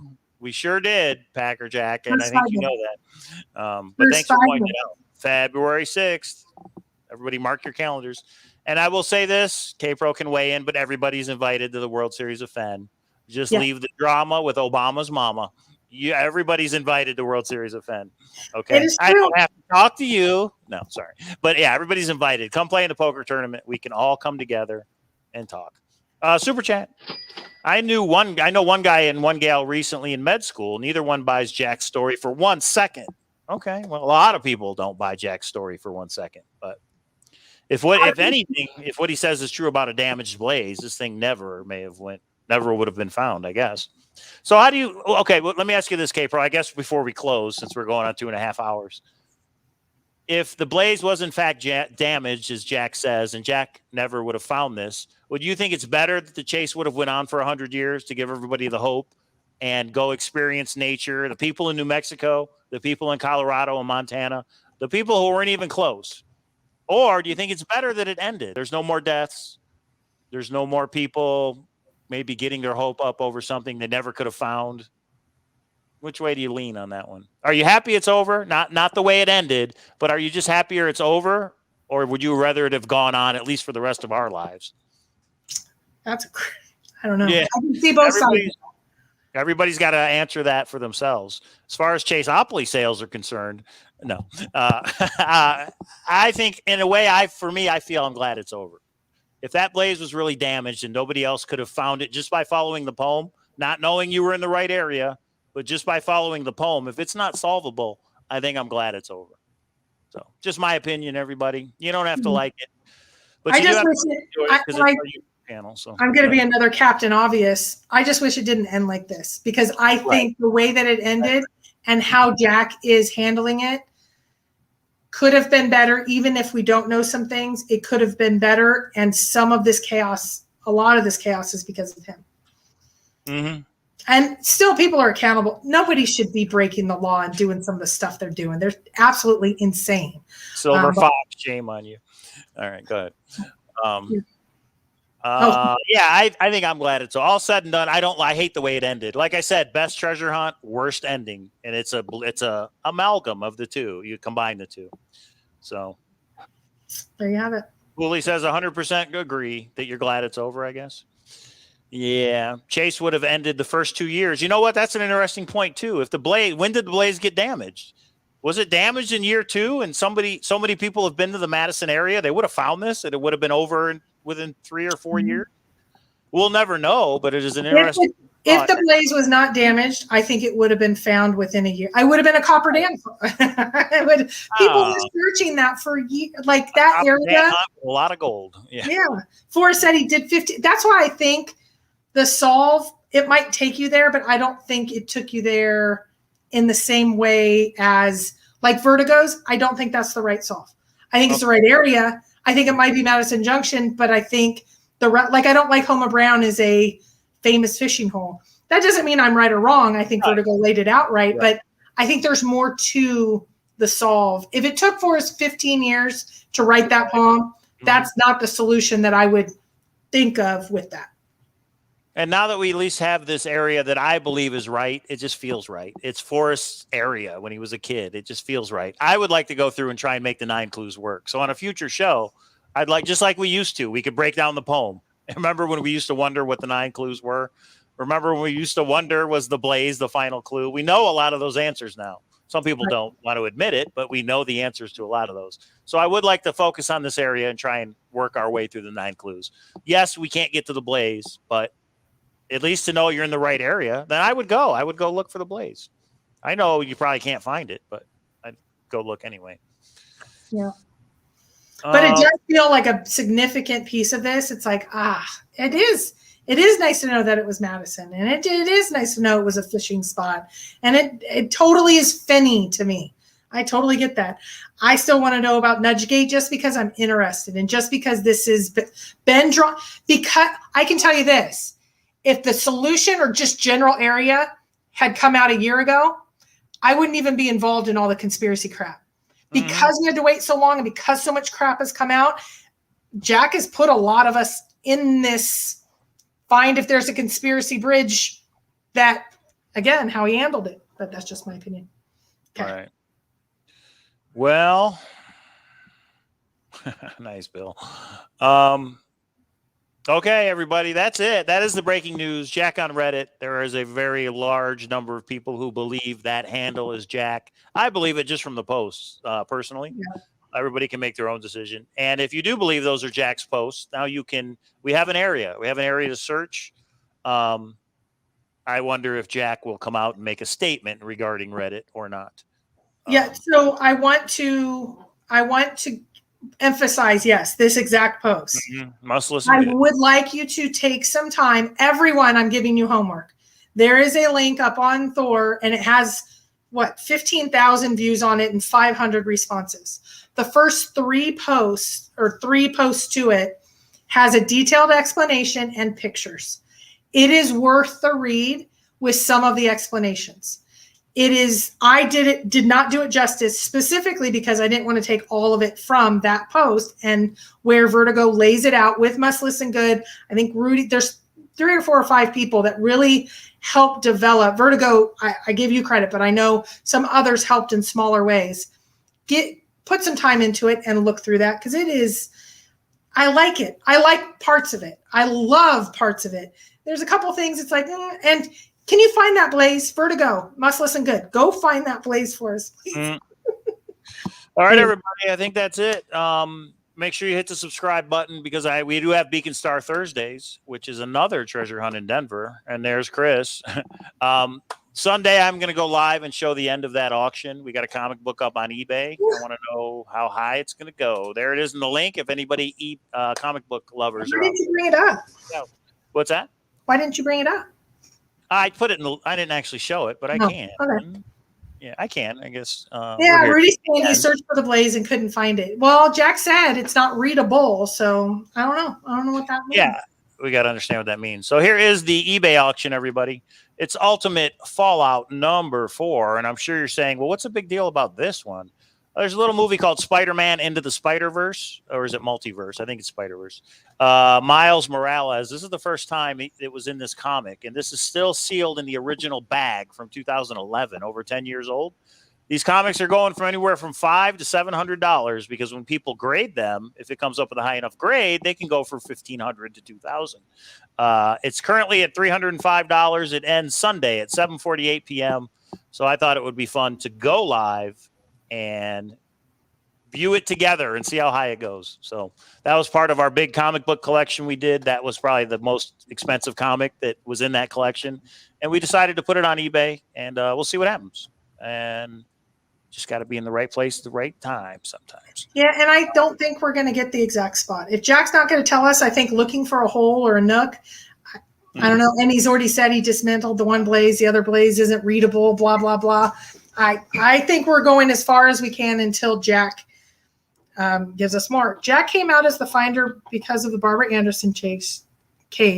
Jack came forward to keep person who possessed the chest from being made public. Jack is a proxy for one that possessed the chest. Could be it's becoming less and less likely, unless you can explain April 2019, Jack, if that's your real name, and we know it's not. Thank you for the great show and giving Vertigo, Rudy, and others credit. Yes, Must Listen Good. And I got to give you credit, Must Listen Good, because you reminded me it is important, because I'm not doing all of the work. I'm not doing a fraction of the work. The only way we're going to get here is to have more people share stuff. But I want to really thank the nameless. There's a couple of people, and one of them's pretty close with Jack, that I want to thank of just getting enough information and they're not really betraying Jack. They're just trying to give a little more closure, and that's helpful for me. Anyway, there you go. Link to what, Tony? Link to eBay? Chris, what are you doing back there, buddy? There's the link to eBay. Thanks, everybody. We do appreciate it. Again, we're still going to go live on Mondays. Forrest Fenn Treasure Found. We'll be here. We can describe the different information as it comes out. Maybe Jack will make a statement. Maybe there'll be something about the treasure chest being sold. And whenever these documentaries do come out, you know me and Caper are going to go live and review it and talk about it and all that fun stuff. It's going to be old news. Those searchers are going to feel bad that they waited and they're censored right now for however long because they signed something that you got a free week in Yellowstone. I love the community more. I won't wait for a year to talk with you and you and you and you. Now, sometimes you, not so much. And there it is, everybody.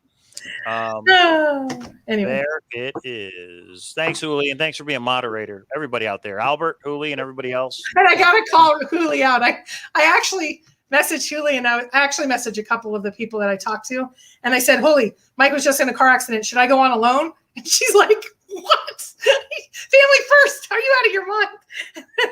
I don't know why I was even thinking, because I was so excited about Lisa, and then it worked out better. So thank you, Huli, for putting my head on straight. Yes, of course. I needed to come on, say we'll tune in tomorrow. We were worried people weren't going to show up today. Well, we got 307 of you in here. So anyway, yeah, she's like, go get those kids. I was like, okay. The eBay link works for me. I just tested it, Tony. So maybe try a different browser. I don't know. It works for me. When I click on it in this chat, it takes me right to eBay. But all you have to do on eBay is look up Ultimate Fallout number 4. Mine is the one with the green, with the red background. Green. Mine's the one with the red background. So, okay, everybody, look for our storage auction video. We got to go back tomorrow. Thanks, everybody. Thanks, guys. Let's take it out with a song we all know. At the kitchen table, Dance, Chris. They're doing music. Chaseopoly's still available. Email me if you want one. Do your Forrest Fenn search indoors. It's safer and it goes much faster. It's more fun than playing Snacks if you're wise and you find a blaze. You can play several times in just one day. Chaseopoly, the thrill of the chase.